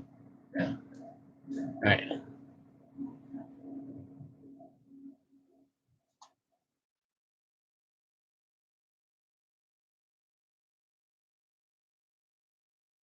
Yep, that's what it is. And they're pretty good, like I said, but they are on CBD flower. So that's how they do their stuff. All right, one more time. Is that dried up? Pretty much. Let's get a little more rubbing alcohol just to be safe.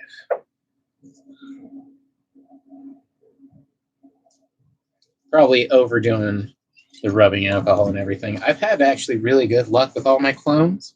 So that's good. I'd say, man, a really high percentage. Better than I ever had in the past. I don't know what I was doing in the past to bump them up so much. But I wouldn't do the bottom ones. Like this one, I think I'm going to not take this one. And if there were any lower, I wouldn't take those. But these guys are good. And the ideal thing to do is to go at least a couple in. So of these little main fan branches, nodes out. So, this one's like 1, 2, 3. Normally I cut it right there at that third one. Could do the fourth too. This clone I got, someone just took the whole branch and cloned it. That's why it's just like a straight thing, is because it started off as a super long branch. I don't know. I usually take them small at these thirds. So trying to think what I'll get the most of. I think I'm going to take some bigger ones at the fourths, just because I have so many to work with, and I'm going to try and pretty much take as many off this plant as I can. The goal is to go at a 45-degree angle when you're cutting it, and then putting it in the solution.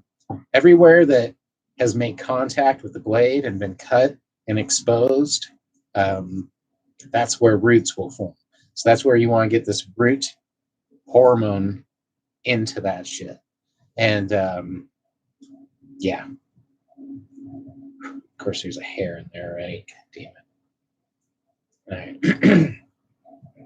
So let's move this just a little bit over there. This here. Let's start taking some fun. Cut it. I'll do this first one here.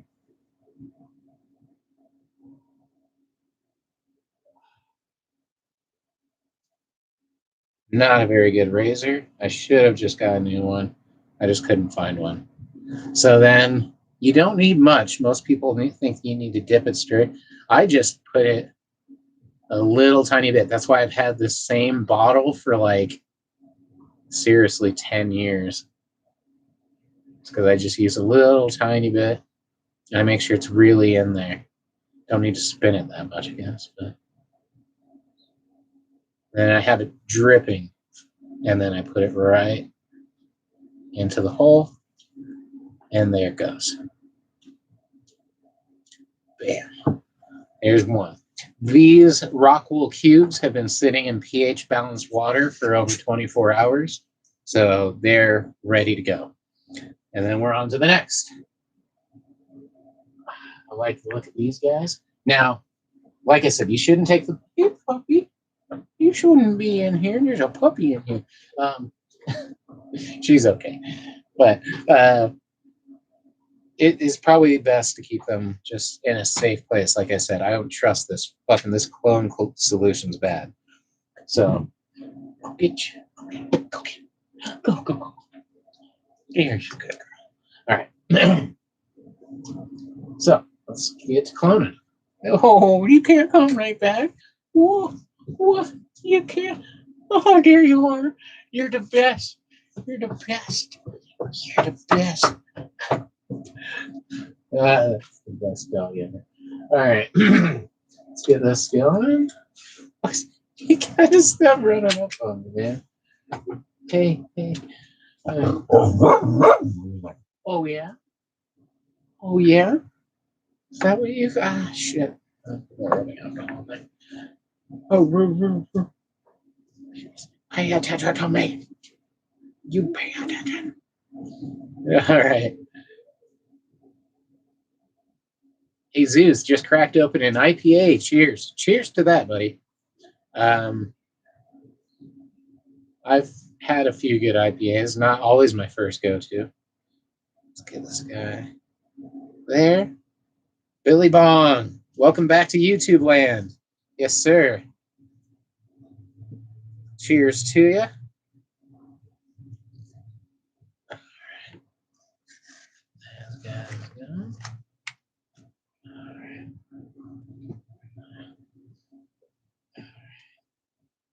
I am going to take this quick break to get the cat and the dog out of meow before trouble ensues. Oh, did you bring me your toy? Oh, it's so cute.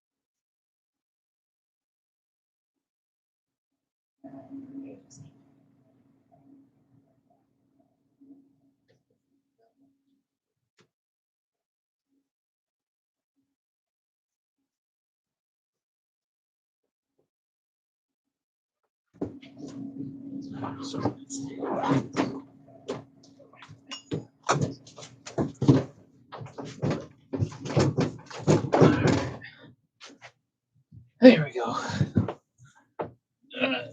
Shut that door. Billy Bong Thornton, what strain? Sorry about that. The strain is Grape Ape. Not normally one of my favorite strains. I was given two different types. The other one was Citrix. The Citrix is this huge yielding indica, which I would have loved to have done more clones off of. I might still, except for I don't have many Rockwool. I got a few more. I might do more. They should be in pH balanced water for longer, but anyway, maybe on my next one, maybe next week. But the Citrix didn't do well. All my clones just didn't look great. I have some going, but they don't look great. He gave me them for free, so that I really appreciate it. Wipe that off. There we go. But yeah, so I couldn't get those. For some reason, they just are not doing well at my place.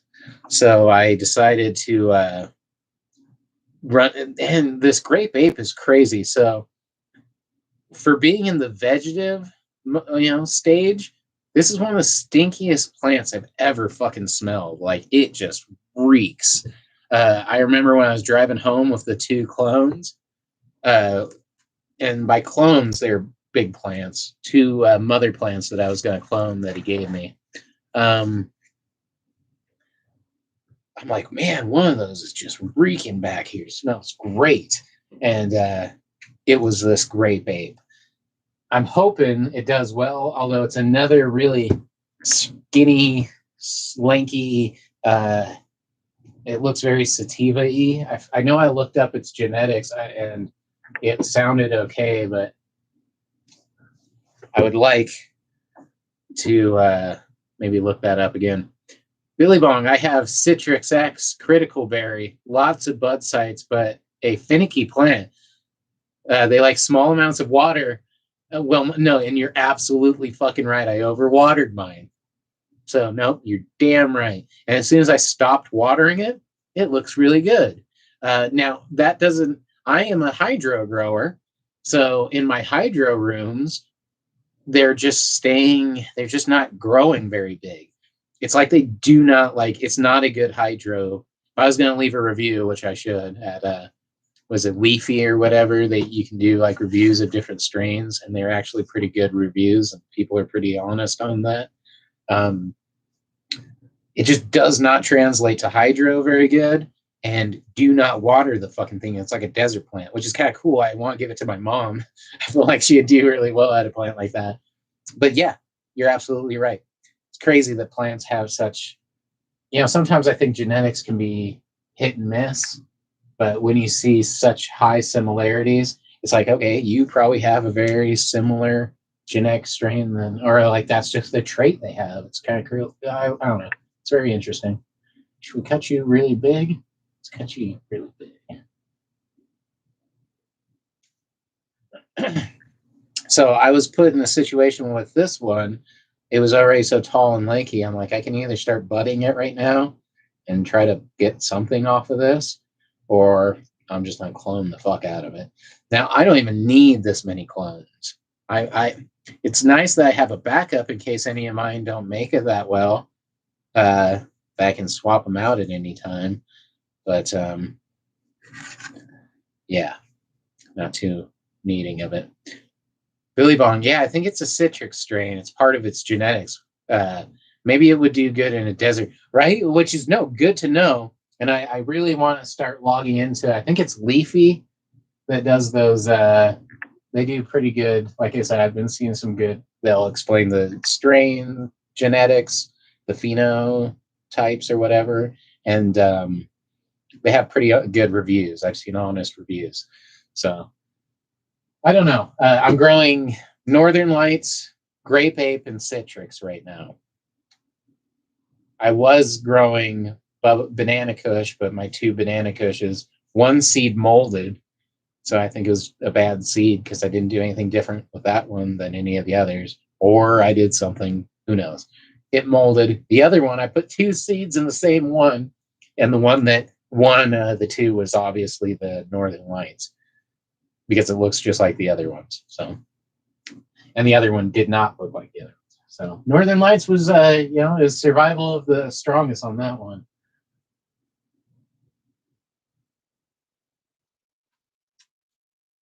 So that being said, my mom is growing Citrix right now from, I think, a different strain of it, but it's a Citrix type. And she just has them in dirt pots under her grow light and nothing special. But sometimes it works, sometimes it doesn't for her. Her Citrix is not working. So really, I don't have the best results with citrus. It's very finicky. But the person I got it from pulls like a fucking straight. He does a bunch of small plants, but he can pull a straight pound easy every time on his runs in a small spot. So it's a heavy yielder. All right, that's what I just took. Yeah, I feel bad that there's going to be so much left over on this plant. I don't even know what to do with it. I want to just throw it outside and be like, do whatever you want. But I can't do that either. So, all right, let's see here. I got a shitload more. All right. Jesus, is that plant able to bud up after that clipping? Jesus, it would probably, oops, I'm about to leave. Don't leave. Don't leave. Cancel the leaving. It would probably hermy is the thing. Probably start turning into a hermaphrodite, because when you shock a plant this bad, you shouldn't take this many. Right now, I could stop. 6 clones, I could stop and it'd be fine. Honestly, you shouldn't take this many on one run. It'll fuck it up. That being said, I'm not trying to. That's why I should hurry up too, is because the longer you do it, instantly do this. So let me keep going, or at least that's my thought on that. Is why hurry that up. Let's get that. There you go. All right. Jazzy, I have a decent green thumb and was able to grow different strains on the Texas sand sheet. All the rain here really making the leaves pop. I'm getting into soil bacteria for my outdoor growing. That's cool. I don't have much. I'm a very simple grower, apparently. I've gotten some amazing results from pretty hardy strains, but I'm now really joining a lot of groups and shit and learning a little bit more. And there's always tons of room for growth in this. So, Billy Bong. As soon as I got Citrix through veg, it did way better in flower. Just making it through veg is the hard part, which I can totally see. And it's bouncing back. Mine's bouncing back. That one I might bud out because I have the time and the room for that one plant to just do what it's doing. This one, it's so tall, dude. Tips up here. So I need to get this the fuck out. That's why I'm doing this. So kind of sucks. I hate doing what I'm doing right now, but also I wouldn't mind the dirt that this is in and the pot that this is in to be being used for something else. So having an awesome garden going on right now. And some teeny ones now. All types of sizes. Shapes and sizes for everyone. All right. Let's keep going.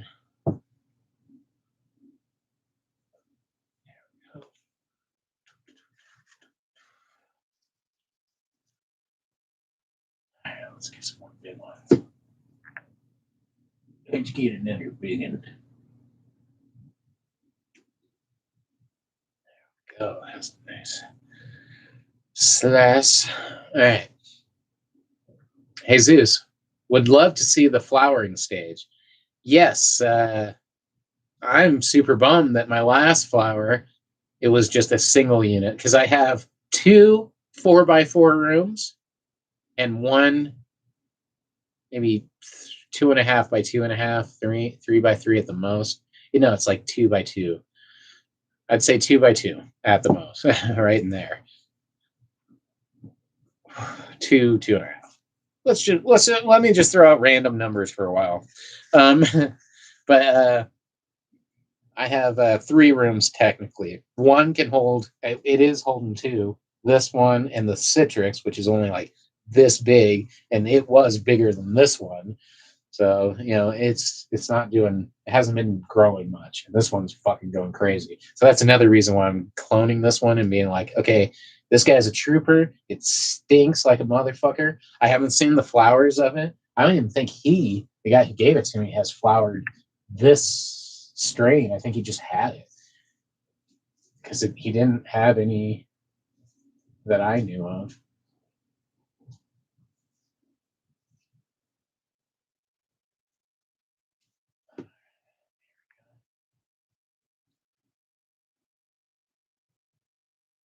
But yeah, it sucked not being able to. My last plant, Hermide, really bad. So it's going to be made to RSO so I don't completely waste it. But I'm also freaked out. I'm going to go out there. It's out in my shed. I'm going to go out there, chop it down, chop it right into jars, wash everything with fucking rubbing alcohol, take off all my clothes as soon as I get in, throw it right in the washer, and then hope that none of that pollen from any of those seeds got anywhere near me. Or like I don't bring them in. I don't know. It just freaks me out. I don't want to fucking accidentally pollinate all of this stuff, you know? That's not my goal. And I don't know. In the past, I've been such a fucking, like, if I see any chance of male tendencies, I get that shit out so quickly that I've never really had to be like, I don't know, you know? But I've never had one hermy out that late in flowering either. And I know exactly why it happened. It just got like fucking 100 plus degrees, and it was really humid. And it was just all fucked. So I know how it happened, but I've never had it happen quite like that. And yeah, it sucked because I was counting on smoking that pot. I needed that pot for smoking. Shit. All right. So, some more here. You, sir, can just go like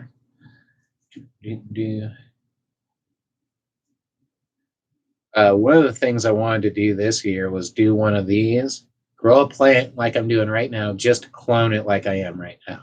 Get a shitload of these clones going, and then go out to the middle of the mountains somewhere and just start a fucking huge gorilla grow, and then see what happens. This is a really hardy strain so far. It might be a good candidate.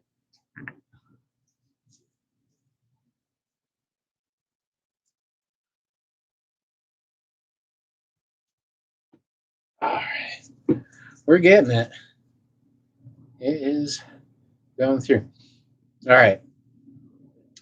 Hey, Zeus, is there anything specific that you would have to turn into? Wait.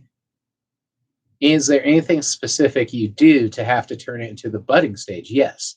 It's very simple, but you have to do it. If you, it's all about how much light it's getting at any time. So in the summer, there's more light, and in the winter, there's less light. Days get shorter as the winter goes on. It's exactly how you start budding it. To start budding it, you need your lights going 12 hours on, 12 hours off. To run in the vegetating mode where it grows bigger, you need it going anywhere from 24 hours to about 16 hours is usually the ideal. I run 16 just because I've read a lot of things. I used to run 24 and I've had no problem with that. But if you're doing high pressure sodium like I used to, running 24 hours a day, your fucking bill will fucking stack up. So that sucked. And after a while, I was done with my bill racking up. Also, it's just added heat and for extra time. And I've heard people say that it's just not good to stress out the plants that much at that early of an age, on and on and on. But it's a time thing. So, Jazzy, I stressed a plant during transfer and it grew a ball. I thought hermaphrodite, but it was just one tiny ball. Hey, I didn't even notice. Also, my problem is it got 100 degrees. I'm like, well, it's almost done. So I'm going to harvest it in like a week or two. And in that week or two, dude, the entire thing micros, I'm like, holy shit. And then I'm like, fuck, I don't know what to do. And then I kept on having to work. So it probably made it not even 3 weeks, probably like 2 weeks. And I just wasn't looking at it. So maybe like 3 weeks, like up close. I'm just like, oh, I'm going to bud it. It made it this far. It just sucked, dude. There's bananas all over that thing. Hey, Zeus, my friend got 6 babies and I had no luck. My friend got 6 babies. I had no luck. Right on time, our state got legalized regulation. Right on time, our state got legalized recreationally. Jesus, a few months ago. That's kind of cool. I just took that one. I guess we'll take. You look like shit. I already take you. Oh, no, you look good. All right, he's a fatty. Big old fatty. All right. I did just already take this one.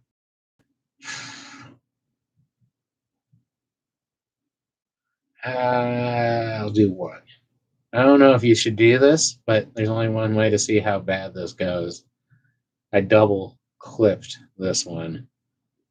So got 2 clones off the same branch. I'm going to put this one, although it's not going to be hard to tell, it's like twice as thick as the rest. Did not mean to do that. I noticed it right as I did. Well, I kind of did. We're going to do that and put them to the side. See if that works.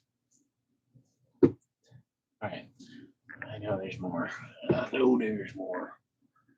We're going to take the topper for sure. So let's top it right now.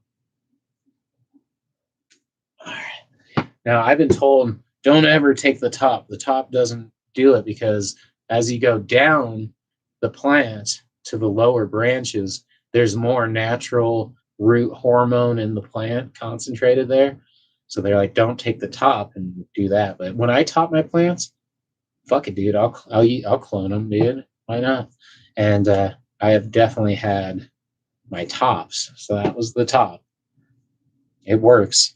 Might not be ideal, but it's worked for me. All right. So we got a bunch of clones. We got 3 more. So my checkered pattern almost worked. Maybe 1 over. All right. I think this plant had just that to give.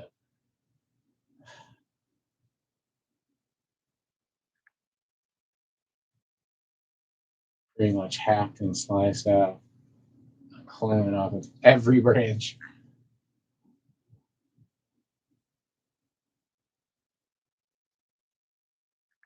Yeah, and there it dried out.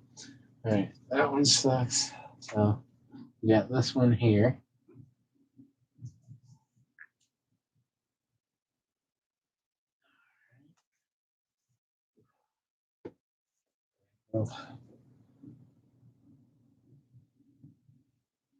Alrighty.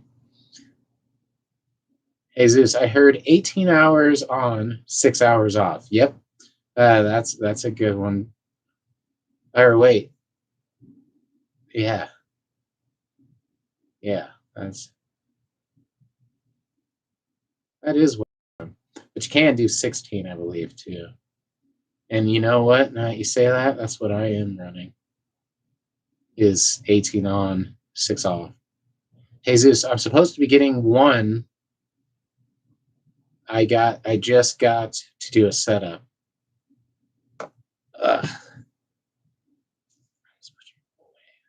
Oops. All right. Well, best of luck to you on that. I'm hoping this one goes halfway decent. I don't need all these clones, to be honest, but I rather have too many.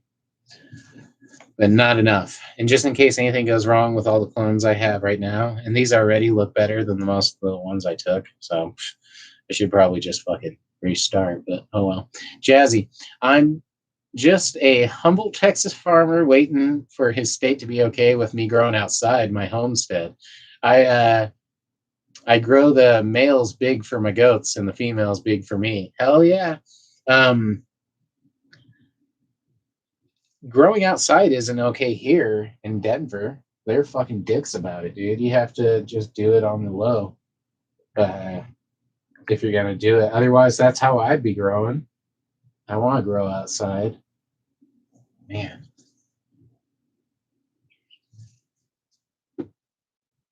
But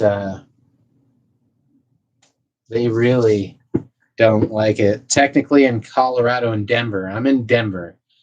You have to be able to lock. It has to be like considered a living area, and it has to be able to be locked and all this stuff. So anyway, grow houses don't count, is what I'm saying. I'm like, but you can lock those, and it can be totally encased. And they're like, yeah, but they don't consider it. You're not in compliance in a grow tent or a shed, and those are my 2 options where I'm at. I don't even know what you can do. I tried looking that up, and I couldn't get a solid answer of how you can grow outside. It's pretty much like they say that you can't, which is bullshit because that's the most available way for most people to do it. All right, come on, I need 1 more. You're a scrawny little guy, but you might be a little bit better, huh? Let's go with you right now.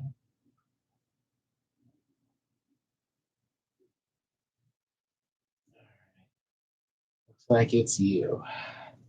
Last one. All right, there we go. Little tiny guy. Now, I would love to be able to pop all these in, but I don't have anywhere near the right amount to do it right now. I'm pretty maxed out right now as it is. Unfortunately, the clones I have going right now, these all look better. But the problem is like half my clones are these grape apes and half are citrix, and the citrix just aren't looking great. All right, we'll put you right there. Cool. We are not done. So, first thing to do is dump out this fucking cloning solution. Normally, I pour a splash into the water of the bin that this is going to go into. I might do that, but either way, this stuff is super dangerous. Don't mess with it. So I'll be right back.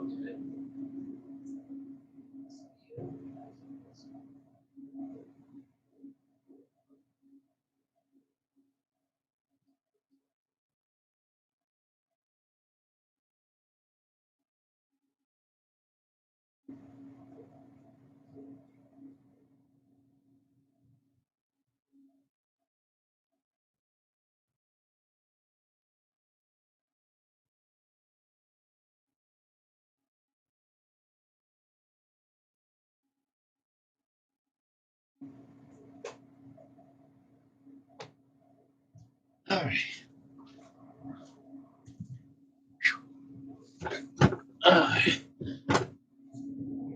Hey, Jesus, Jesus, I heard as well to clip the bottom branches instead so it can spread out more. Not sure if that's a thing. So usually the bottom branches I clip for two reasons.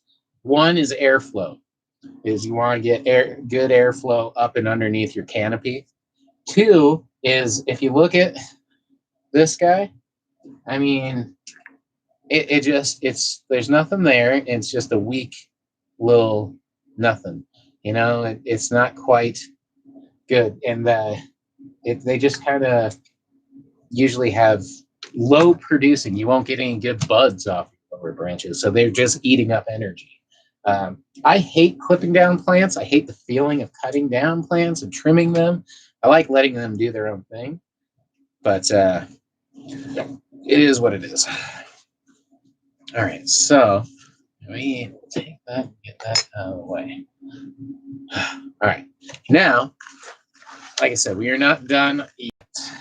We have one last thing to do here, and that is we want to cut off the tips of all of these plants, which is a lot, and it's going to suck. And I would like to find a way to hold on to it. Hey, out of here. Out of here. She wants in this plant so bad. All right, so it's time to take this plant. Oh, no. I probably should have waited.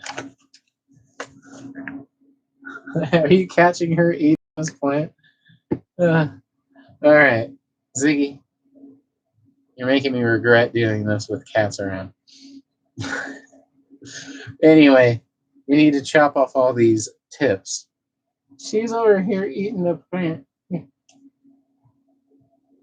You can have that.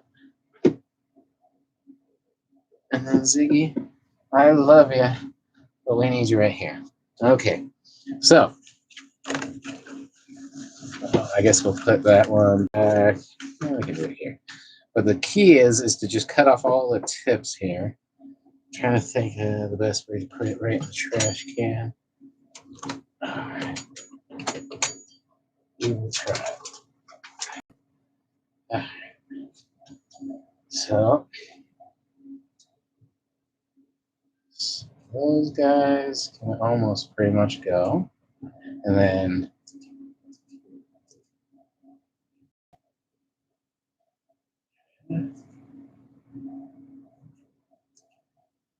the reason you cut off the tips is it stunts the growth of these leaves and makes the plant focus more on the roots and working on those. So ever since I started doing this, I've had much better results with my cloning. So pH balance your shit.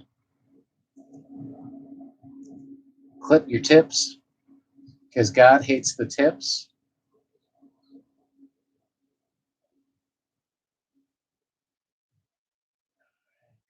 Man, I'm missing horribly bad.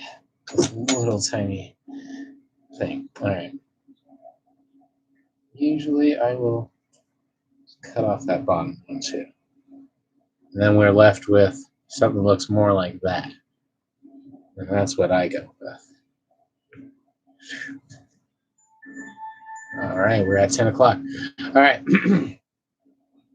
Jazzy, outdoor growing is tough because Mother Nature dictates light and veg to flower. But it's fun because it's like the plant really gets to grow instead of being stressed to perfection. There's so many ups to growing outside. Also, the flavor can be a lot more what it's intended to be. You know, the natural sun and dirt grown. Some of the best buds I've ever smoked were grown completely outside, naturally, organically. And you could tell in the smoothness of the smoke. You know what I mean? It doesn't choke you out. And that's been huge. Oops, overdid that one. That's been so huge on my smoking preferences these days. I'm like, you know what? One of my biggest things is make it smooth. Make the smoke smooth. I don't want to choke out every time I hit the fucking thing. I don't care how high I get. I don't care this and that. I mean, I do, but for the most part, you know, that's a big part of my requirement. Now, when I'm growing, one of my biggest parts is yield. Just because I smoke so much, I'm like, you know what? I just need a lot of pot. No matter how good it is or bad it is, I need a lot of it. So high yield is a huge one. That's why Citrix was such an appealing one. My friend was really getting high yields off of that. That's one thing I'm worried about this one is I don't know what the yield is off grape ape offhand, but we'll see. I know I am ready for a dab and a bowl of dabs. I just got a lot of trimming here to do real quick.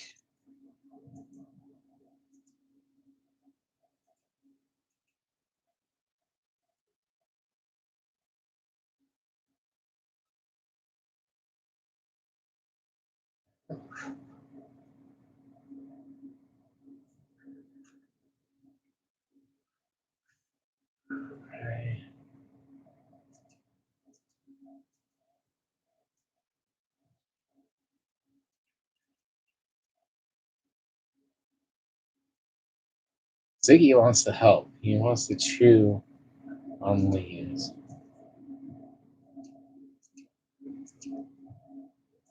Yeah. He was smart. He knew better. All right. Here we go. All right. And on to the next. like I said, I never used to do this. This is one of the biggest things I changed in my cloning, was just clipping these. It's a lot of extra work, it feels like, after you've already cloned the thing, especially if you have to do hundreds of these. It's like, fuck, are you serious? But the results have always proven to be worth the effort.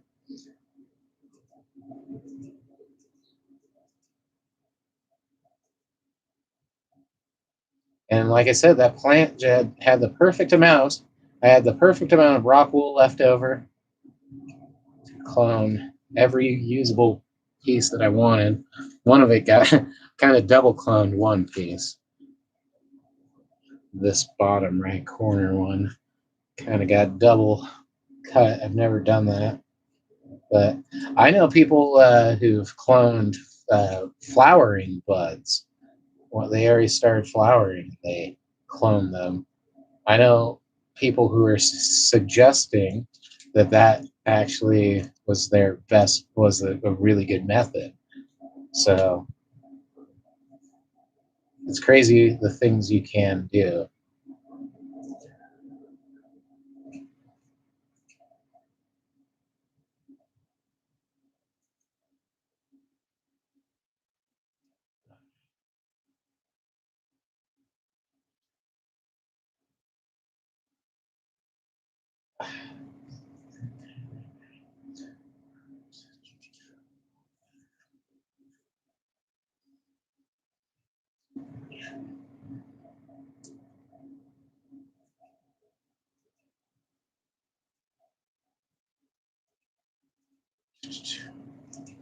All right. I hope you're all smoking out there. I need to. Jazzy, I was really enjoying taking big leaves from the males and using them to wrap around my bud like a Canagar without the oils. It tastes so green and the high is heavy. Yeah, I've always wanted to do shit like that. I haven't seen. So most of the, when I go to how to roll those things, because I want to know, because I got so many leaves, uh, especially when I have a bunch of really sugary leaves going on, I'm like, yeah, how you do that? Um, they always want to sell you this little machine that like rolls, like you have to pack it in there and like let it cure and all this stuff. Still want to do it. I just I don't know, haven't.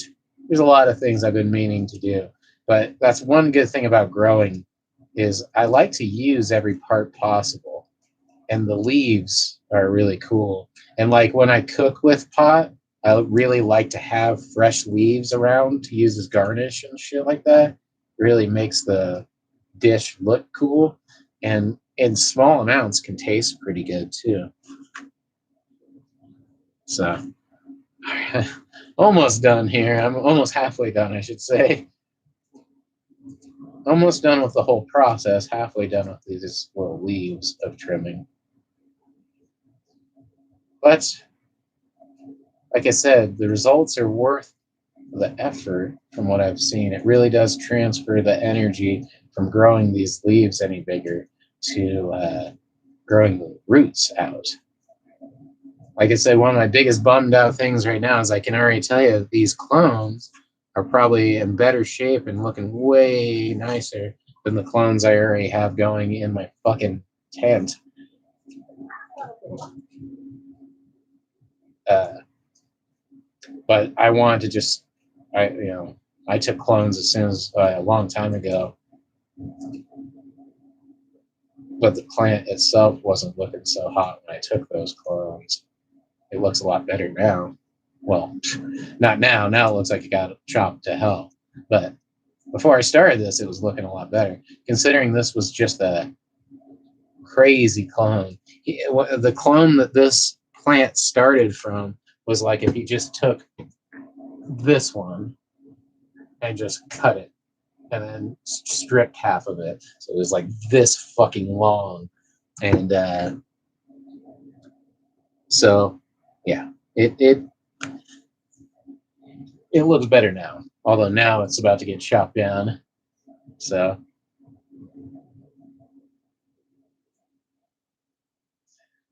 All right. Chop, chop, chop. Choppity chop, chop, chop. All right. Let's see here. Like I said, I just want to smoke a bowl. I try not to smoke weed around these guys. There's no need to have them inhaling dead fucking. Hey, Riley, don't you dig up my plant? Cat's trying to dig it up. Can't leave those cats near these plants at all. I don't know if she's trying to poop in there or just play in there or eat the. I know she'll eat the plant. She loves plants. So, let's get these guys going. A couple of these are pretty teeny, but it is fine. Just fine. Most of the clones I was growing with, unfortunately, were so tiny because the plant was still not doing so hot, like I said. So they all look like that when they could have been like twice the size, like some of these, and been doing a little bit better. The only good thing about growing them from this tiny size is you can actually get them big. Like I said, when you start growing them really tall and lanky, they'll always be tall and lanky. They don't have that time to mature when they're really small. Some of these are looking great. So, and like I said, I've had a great cloning average. My clones come out like I'd say 90%, maybe more, which I never used to have that high of a cloning rate until I started doing it like I'm doing now.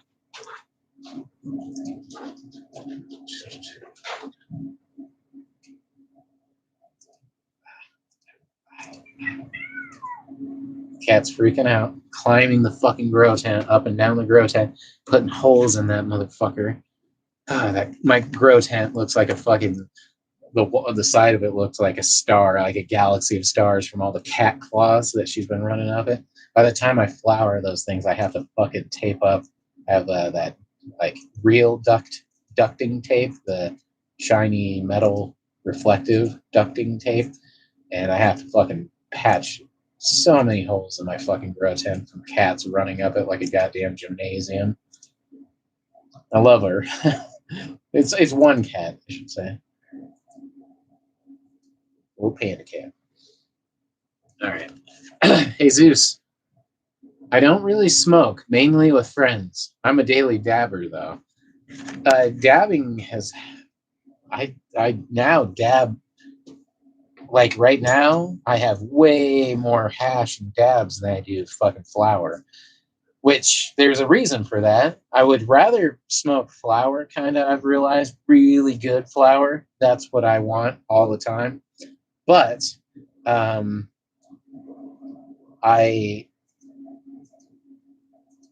am usually in a position where smoking hash is easier and it doesn't smell as much, and I can do it without anybody knowing it. And it's not cheaper, but it's comparable. It's comparable, if not a little bit cheaper, actually, just because of how quick I roll joints and just puff joint after joint after joint. I make pot just disappears with me. Hash, I can load dab after dab after dab, but it's still, I don't, there's no equivalent to rolling joint after joint. Not yet, anyway. Jazzy, I miss smoke circles with friends. Now everyone has their own vape cart now. Yeah, there's ups and downs to it. I haven't had a good smoke sesh with friends in a long time. I don't have a lot of friends who smoke. A lot of friends in general. It's one of the big reasons I love doing this show is because, like, I was at the smoke shop, the Smoker Friendly today, talking about hash pens and fucking portable E-raids and all this shit with this guy at Freaky's, the head shop by my house. And I kept thinking, I'm like, I need fucking friends like this guy who like know all this shit and fucking can help me out with my show and talking about like what the best things are and don't waste your money on that. I don't know. He has a lot of inside information because he's able to get everything at price. And he's a big stoner. I'm like, that, and then I'm like, well, that's why I do this show. Like I said, I'm in contact with people all over the world, and I don't know, have made a lot of good friendships that way, and I'm super happy with them. Here's the one I double cut. So I took a clone off of it, and that cloned off the lower branch. So I'm very curious to see how fucked up this one's going to be. So that's also my last one. And then we're done. I'm going to toss these bitches in a little terrarium, little growing thing. It's a little plastic tub or whatever. And yeah, spray them with some pH balanced water. Put them under a T5 or T8 light, or even LED lights, or I'm using some of these big ass fucking shop light looking things, and these I don't know, I have these big ass floodlights that I'm using. Almost any light's good, but these are so powerful I have them super far away. All right, there we go. I didn't make too insanely big of a mess. It's only 10:14. That wasn't terrible. Okay, we done with that. Fortunately, the plant is gonna have to go. I don't know what to do with this guy now. But yeah, if this lived, it'd probably herm out, just be a hermaphrodite and all seeded up. So it's crazy how much this plant smells like fucking just straight dank, and it's just in flowering. It's just these little clones. So but there you go. Those are all trimmed.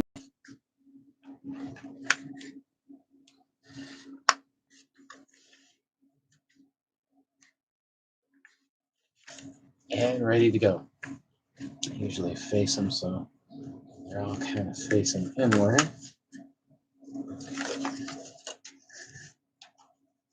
So they don't get clamped in on like that. That's that doesn't matter. Looks good. Jesus, this 12% IPA is potent. Yeah, that's a strong beverage, my friend. Yeah, anything once you get in the double digit on the percentages, those are strong beers. I remember having one, and it's like, okay, this is like 2 or 3 fucking Coronas. I'll tell you that. All right, I'm gonna put these in the thing, and it's time to take a dab, Jesus. Try some mead. I've heard bad things about mead. I've never drank it. I know my brother-in-law loves it, and he drinks it out of a giant horn, all Viking style. I've heard people say it's really gross. I know it's honey beer, right? Honey wine, almost. Yeah. Never had it, so I won't talk bad about it. I don't drink, so I'm guessing I won't have it anytime soon. Although I'm not against drinking either. I'm guessing I'm just taking a guessing. That's why I'm really into pot. It's because I don't do anything else. You can see I was growing gold watermelon, strawberries, beets, and peas in this guy last time. So let me put this away. I'll take this plant out, and I'll show you my citrus plant. Might as well bring her out. Oh, I don't know what to do with this. I'm gonna fucking probably take it outside for the night and get rid of it tomorrow or something. All right, clones look good.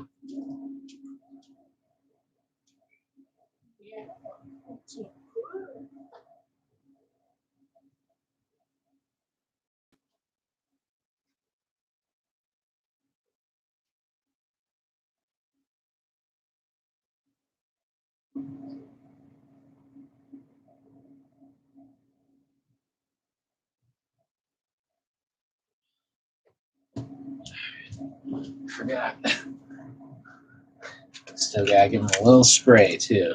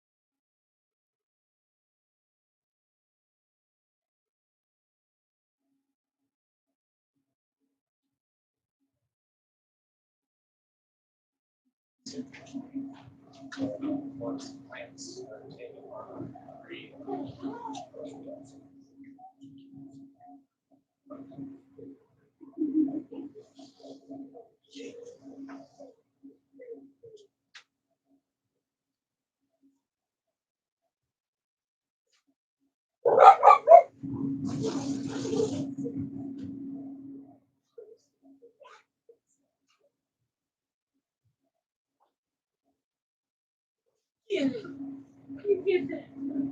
You get that, don't you?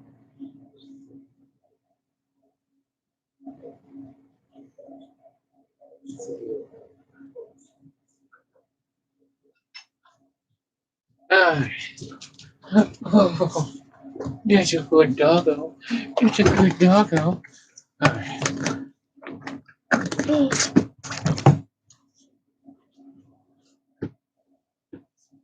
There's a good dog. Yes, good dog. Good doggo.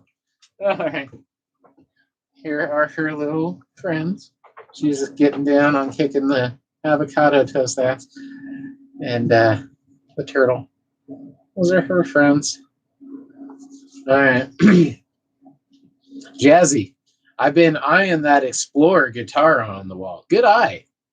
It's kind of hard to see. I fucking love that guitar. Huge fan of that guitar. And I'm a huge fan of this bass, even though they're both obviously miniature. They're a little tiny. No, I love that guitar. That's an Epiphone Apparition, is what it is. Uh, I love that thing. Never play it anymore, but love that guitar. Sweet fretless Laguna bass too that I got from a friend. I hardly ever play that bass anymore either. I got a lot of guitars and basses. I need to play them more. I stick to one thing for a very long time when I'm practicing to really try and get it down. Aaron, could be the use of the leftover the plant. Could you use leftover of the plant to make hash with the leaves? Or no, it would not work well. So this one hasn't grown any crystals, any THC, any trichomes. There's nothing to get high off of yet. That's not until you start that budding process. So really, I don't know. This is a trash plant that kind of, unfortunately, I hate to do that with this much plant. Like it feels like mortar. But but yeah, I don't know what else could be done with this.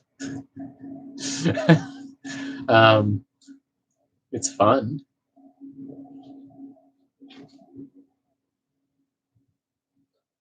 but no, it's just a fun thing to play with now, which I feel bad because I hate. Stinky plant though. This plant has more stink on it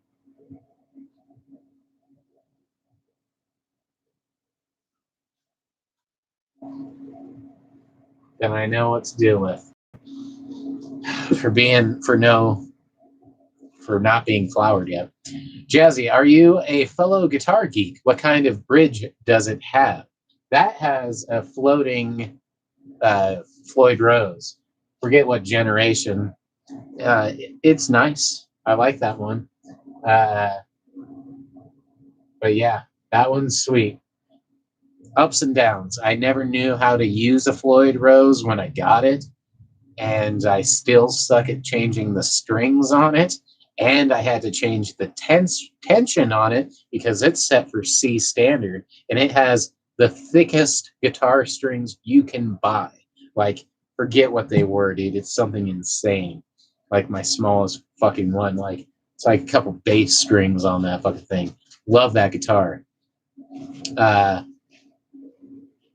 Marty, what up, yo? And yo, yo, yo. Aaron, give it to the cats. Cats would love it, and that might be what exactly it does. I'll chop up all of it, and I put it in like a vase, a vase, and they just chew on it. Love it. Jesus, let it flower up in a few months. Try to save it. The reason I won't. Oh, sorry, no, that's sneeze. It's gonna happen. All right. The reason I'm not going to save it, kick you over there, is because I put so much stress on it.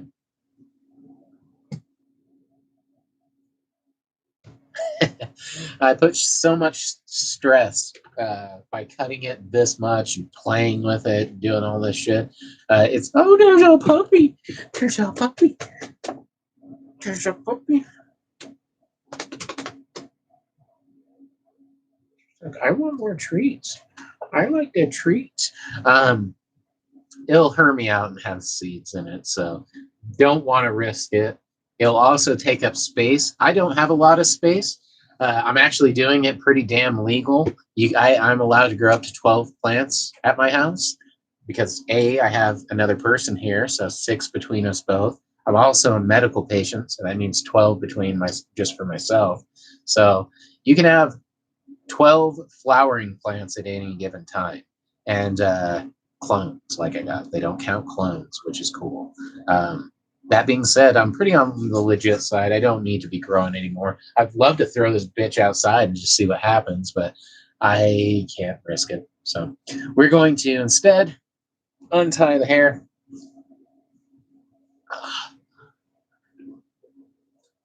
Grab this puppy. Grab that puppy.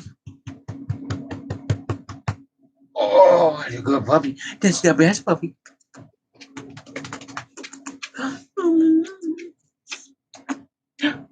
No, no. No.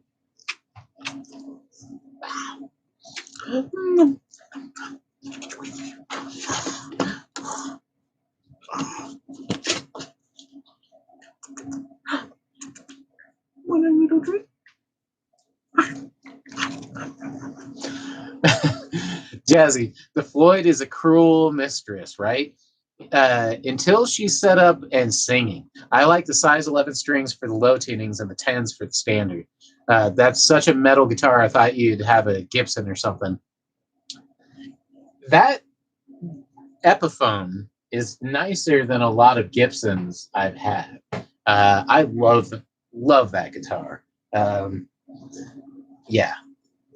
It's got a fucking ghost flame maple finish. They said it was a fucking like 4A, but it's like AAA. It's pretty nice. It's got a fucking kill switch on it.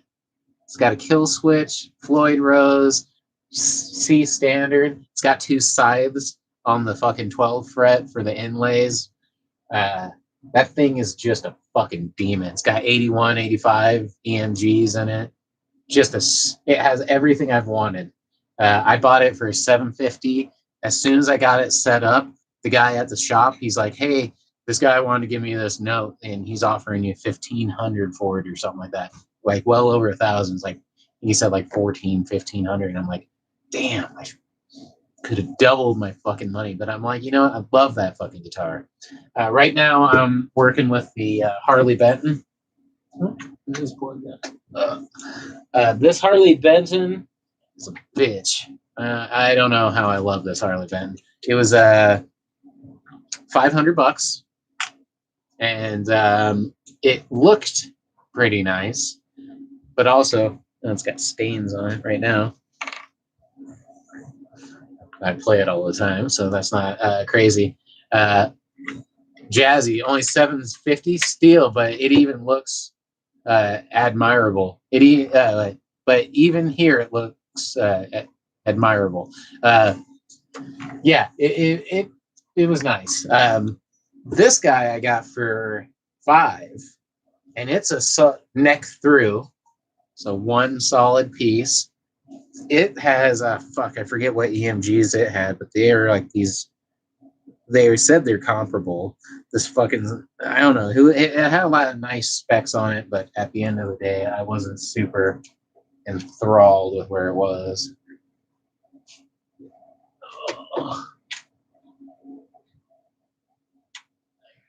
But it is what it is. Jesus, your car spits out flames, bro. I gotta get that.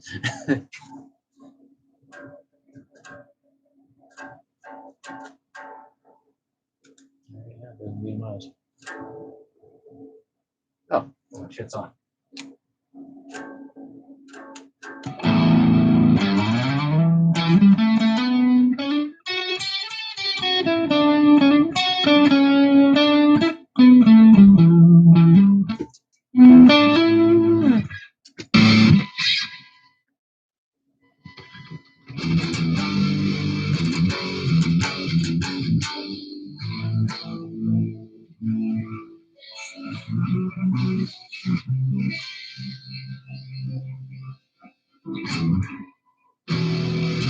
Jazzy, EMGs are active pickups, and I could never find the sound I'm looking for with the actives. I don't know why.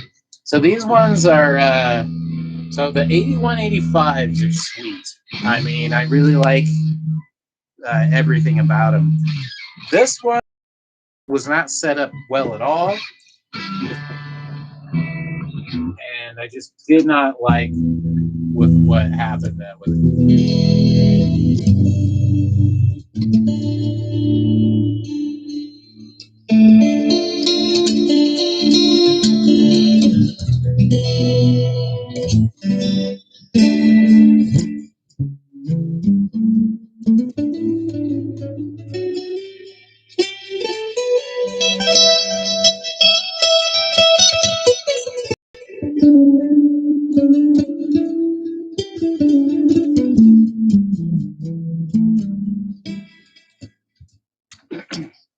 But yeah,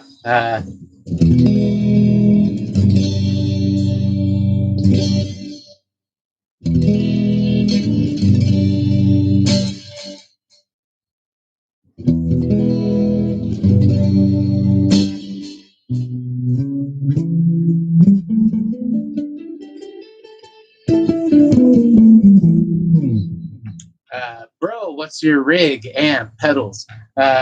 Right now, normally I'm using a Fender Stage Lead from the 80s. That's not exactly something I really like.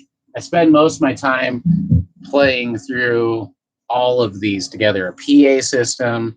Right now I'm playing through my bass amp because normally I play the bass, but I just happen to have this.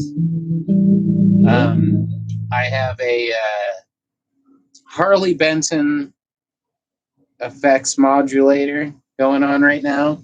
That's the DNA GIT is what it's called. It just has a whole bunch of presets and shit like that.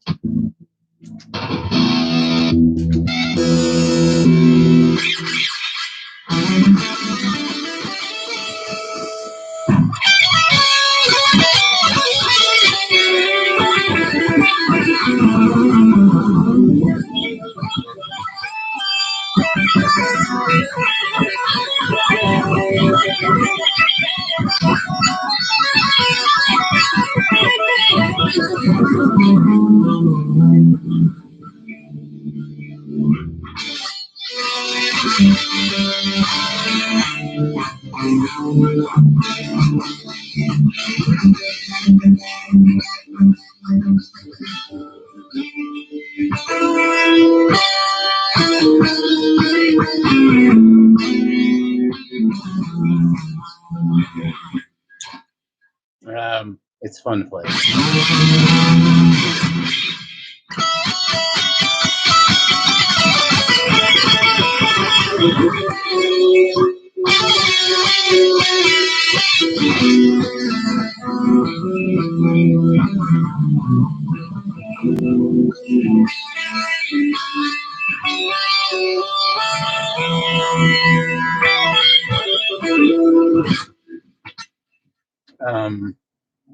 And for my bass, so right now I'm working with two multi-effects pedals.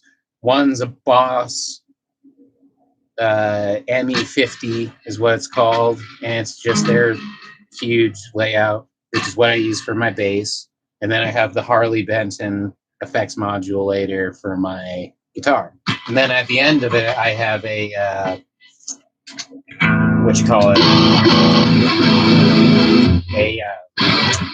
flashback pedal, which I use as a looper mostly.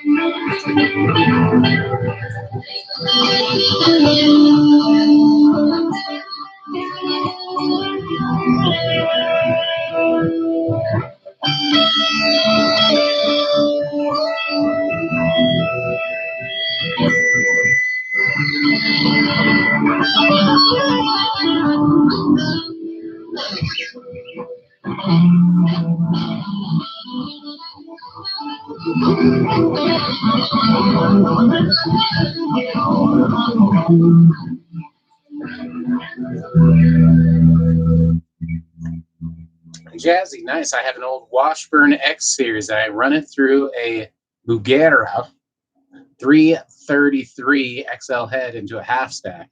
Tones. Yeah, my shit's all super cheap, and like I said, I'm running it through a acoustic beat 200 combo amp, so it's not even that great of a bass amp. I do like acoustic stuff, and I'm not a guitar player.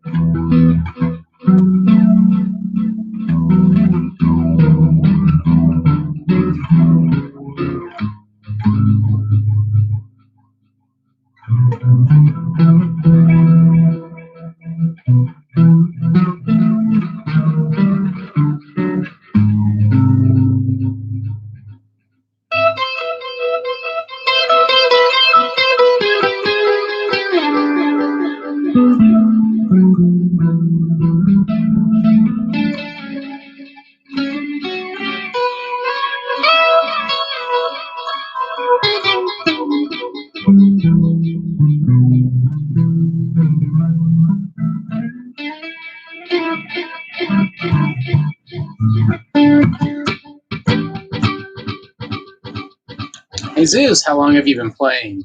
On and off my whole life. I went many, many years without playing. Never had any formal training, but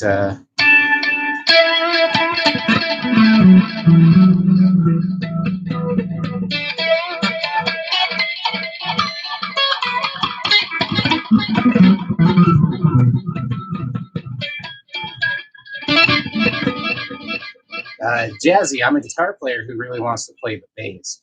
There's something special about the rumble of the bass that moves the room. I just always felt a lot better. I was never good with a pick. I still am very, I have a very distinct picking style in the sense that I like about that much pick to show. You know what I mean? Like there's nothing of my pick. I choke it up all the way. I like a little tiny point when I play those big flappy ones, I mean, they're okay.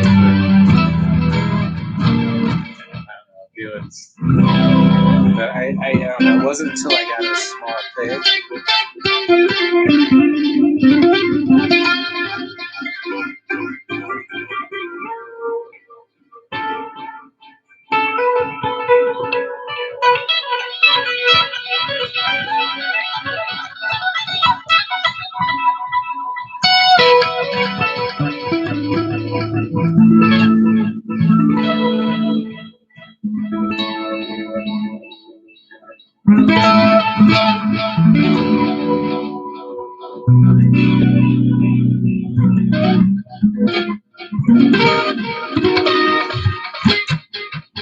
The bass is where my heart is. I like the bass more.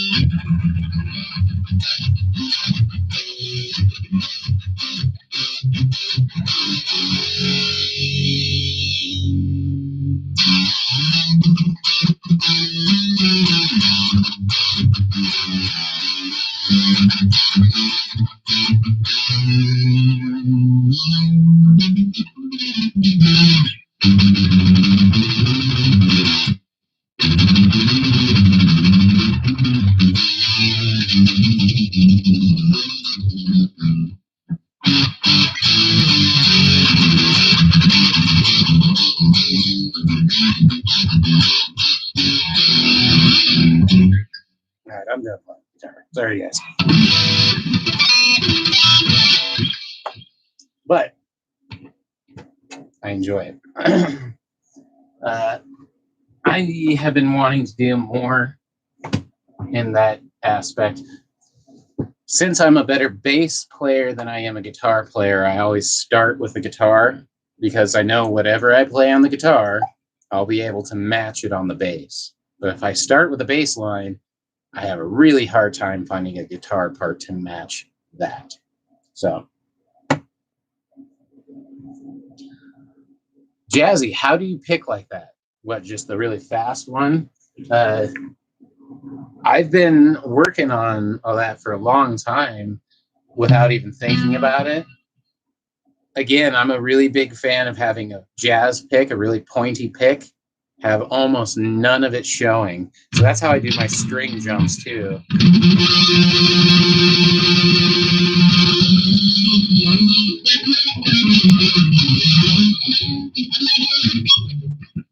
Of course, I suck now.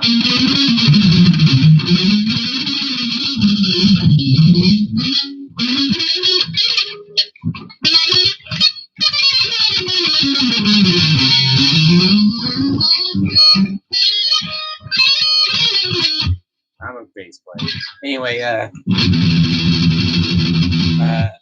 don't know. I've been looking at a lot. I watch a lot of guitar stuff. A lot of mine is in this motion, left to right. Not so much the elbow or the shoulder, although I kind of do a little bit of that. What I do is the shaky back to forward. And since I have a really angled pick slant, I'm pretty angled. I'd say almost 45-degree angle. So I'm just getting this little pick. And then I usually anchor my hand somewhere.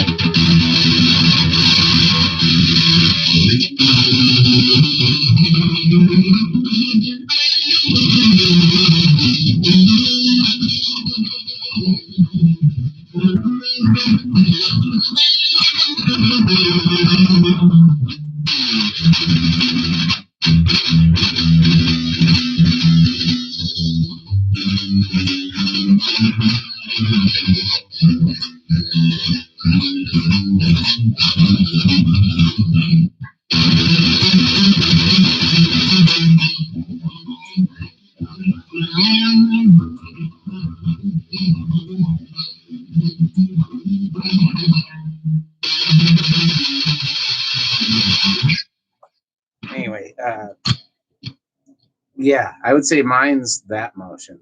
Everyone does it a little different though. I'm lucky I can play it all, I guess. I shouldn't have fucking unplugged that without turning it off. Been trying.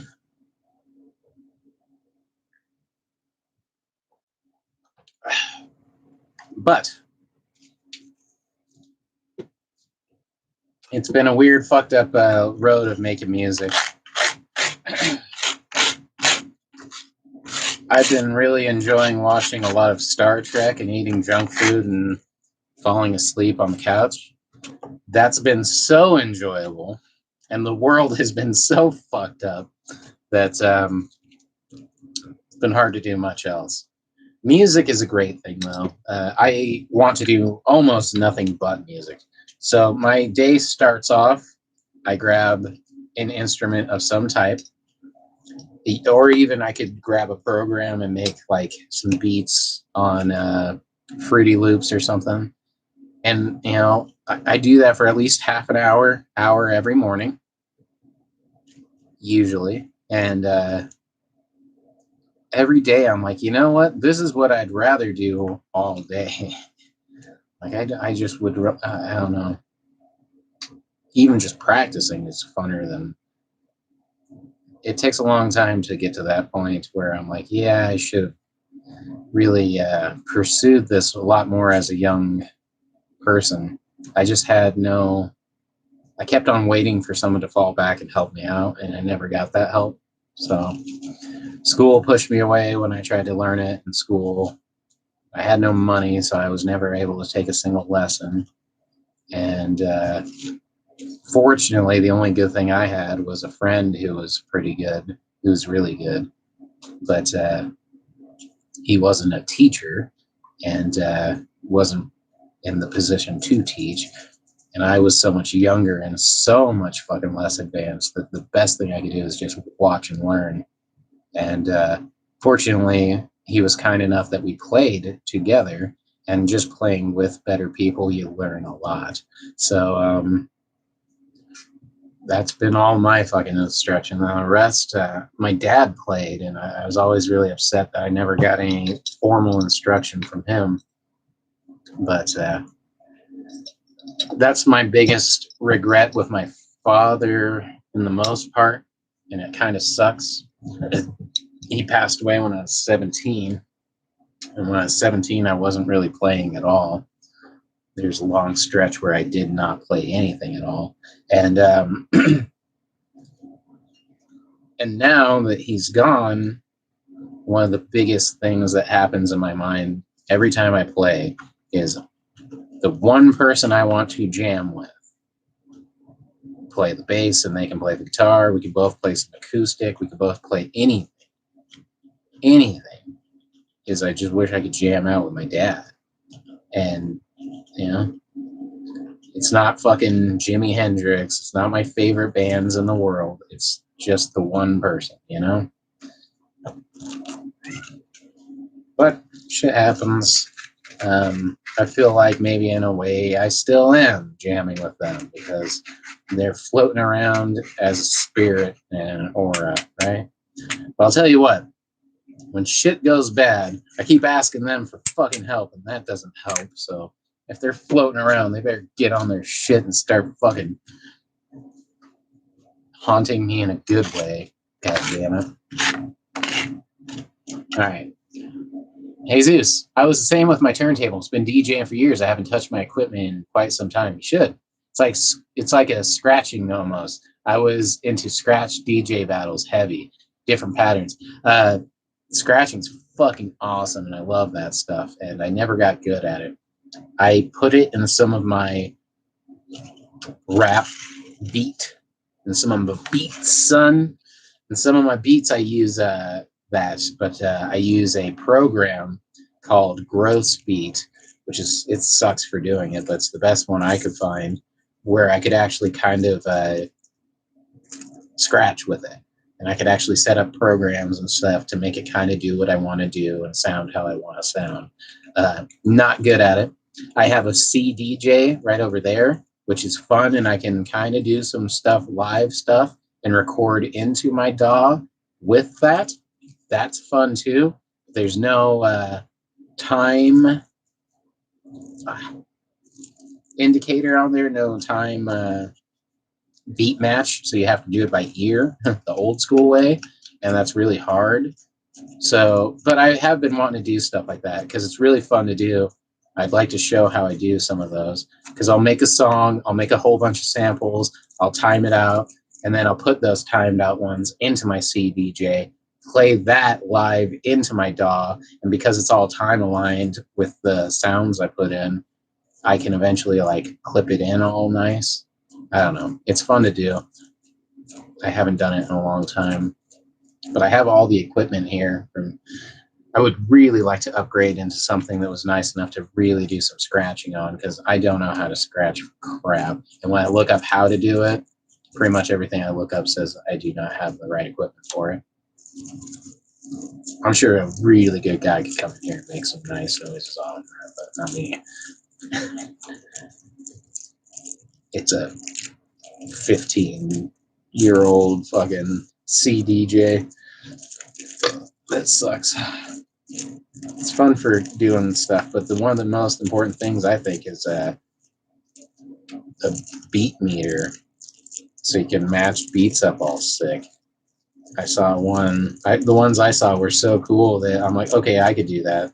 You know, whatever you put in, even on your iPod, it starts counting your beats for you. So it'll be like, oh, this one's at like 50 BPM. Or like 150 BPM, probably. It would be more like it, unless you're listening to doom metal. But they're like 150 BPM.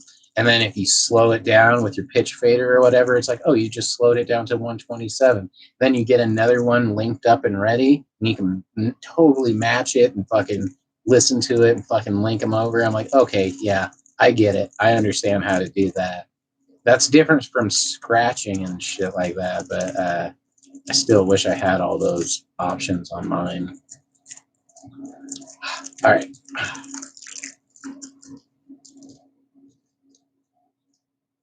There we go. Big old huge fatty. We're going to spark that bitch up. We're going to spin the wheel of dabs, and then we're going to call it a night because it's been a long night. I'm really glad I did my clones with you guys here. That was not a gimmick. That was something I had to do, and was able to kill two birds with one stone tonight. Get stoned with two birds tonight. No, that's what I want to do. You know. All right. Cheers, everybody. Thanks for staying with me.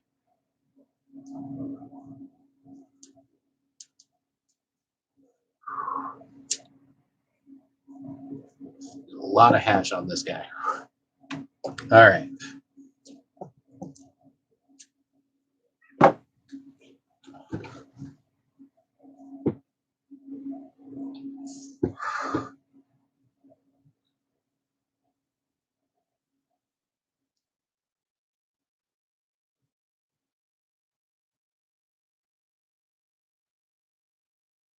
The whole thing is just bubbling. It's kind of crazy looking. Whew. All right. Well, chop down some plants. Let's go ahead and see what we're dabbing on, huh?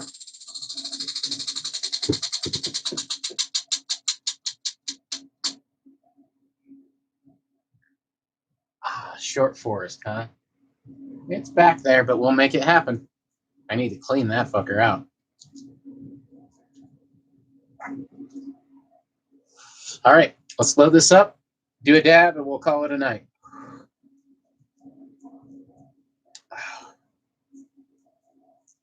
Alrighty, there we go.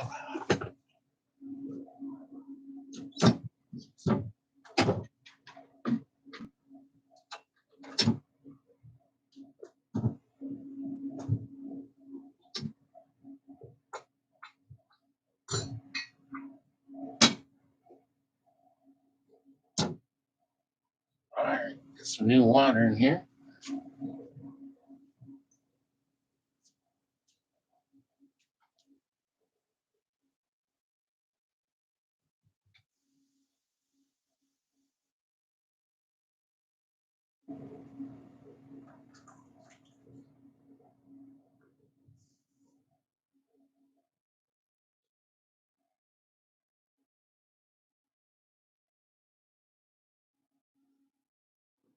All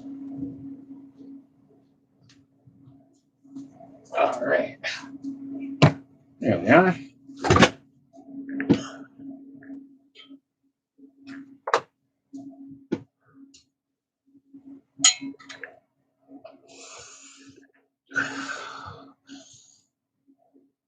All right. Low knock, the mighty low knock. Long time no see. Just got home from work.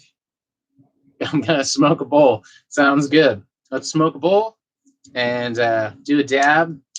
Smoke this joint. Then I'm calling it a night. It's about 11 o'clock where I'm at. I have work in the morning, unfortunately. Otherwise, I'd be up later. But I started late. I'm just glad I was able to trim the plant. So finally got that out of the way. Should have done that weeks ago. But I suck. I procrastinate so bad at everything. I gotta stop that. All right. Let's do that.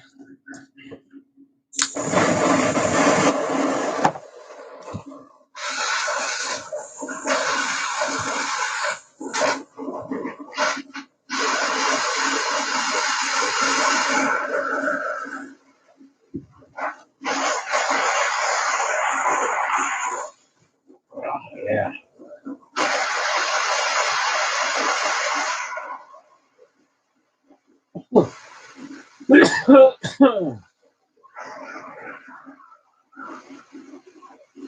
Low knock. Cheers. Jesus. Cheers. Cheers, everybody. We're about to do this. Going hard for the end of the night. Then I'm going to smoke this joint while I'm cooking food and go to bed. Sounds like a plan.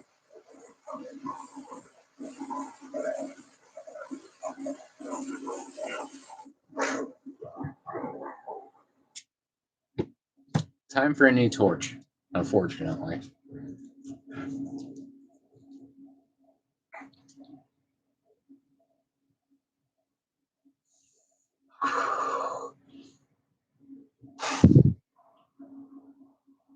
All right. But it's been a good night. It's always good to be back. I want to say I'll be back for this Tuesday for Ganja Game Nights, but I can't guarantee that at all. I've been working till 8 o'clock at night here. I go to bed at like 11, and that doesn't give me much time to fucking get shit done, and it's just been rough. Everything goes well, I might start doing Ganja Game Night again, but because I have a lot of cool games set up. It's just right now it's hard to afford it between work and everything. So, all right. Make sure I got a fat slab of this stuff. You want the tangy? You want that? Let's do the tangy. Fuck it. Let's see what a nice slab of tangy does for us. All right. Cheers, everybody. I hope you all have an amazing night. And it's always great blazing with you.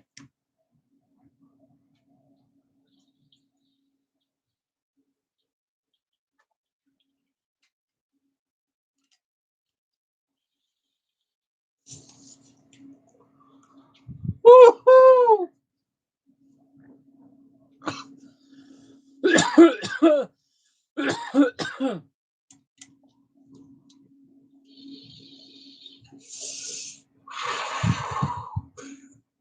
Low knock. I've been working later on Saturdays. I wish I could smoke with you, man. Yeah. I've been it's been hard. I've been hard pressed for time. I'll say that. Like I said, I'd like to do more streams and do Tuesday, but we always make it work. It's always great to see you when you can, and fortunately, you can always replay it. So, Sandy, hey Venom, and hi everybody else hanging tonight. Wow.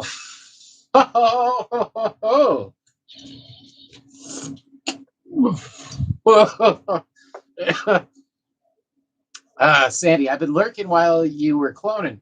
one quick question before you sign off. What did you do with the Clonix you didn't use? Sandy, where did you flush it? So, I did flush mine down my kitchen sink. I make sure not to put it on any dishes and just say, fuck it.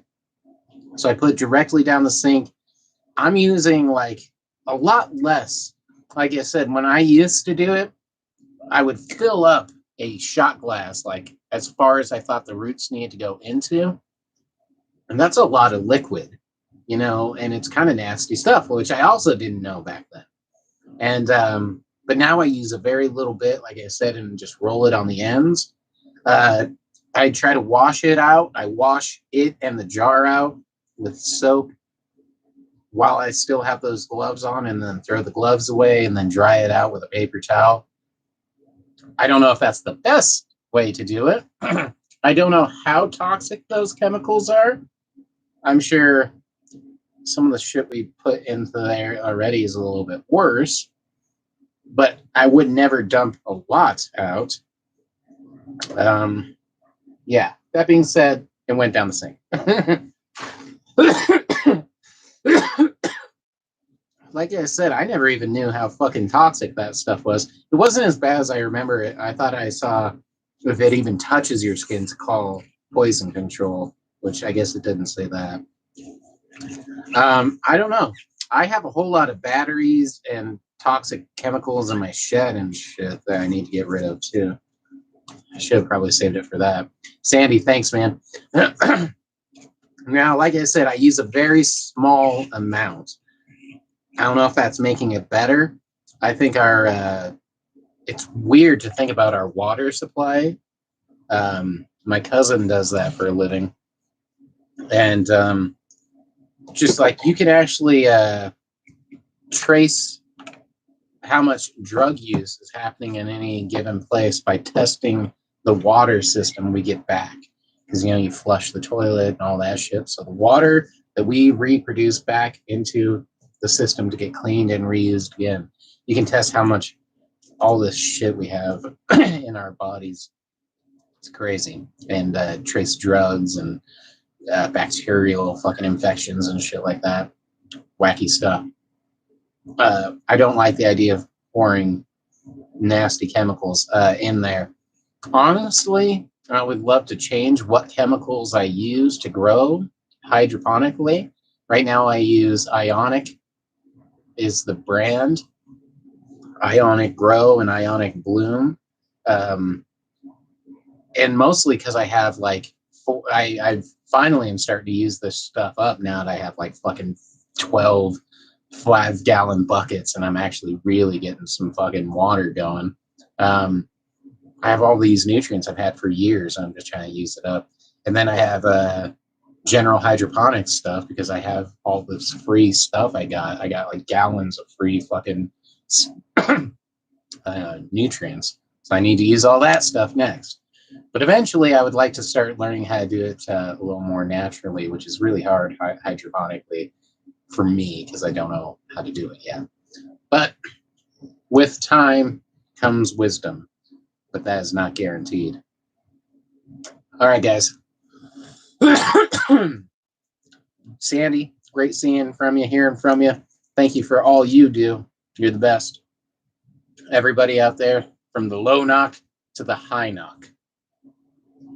You guys take it easy. Keep it keepy. We'll see you again for sure next week. If possible, hopefully Tuesday we'll do a Ganja Games nights because I have a bunch of games I have lined up. One in particular. Sandy, R.I.P. Frenchie. No shit. That one really sucked. And it was a horrible day already. And I'm like, of course something this bad had to happen to fucking top that off. So R.I.P. Frenchie. And to everybody who's fucking lost anybody, especially in the ganja journey of freedom and fucking trying to spread the healing powers of that plant. They earn an extra toke in my book. So, low knock. See you, man. I'm going to go watch some Beavis and Butthead. That's a great idea. I'll talk to you guys soon. You guys have a great night. It's always great hanging with you, and I always am better off at the end of these than I am at the start. We'll see you next week. Thanks.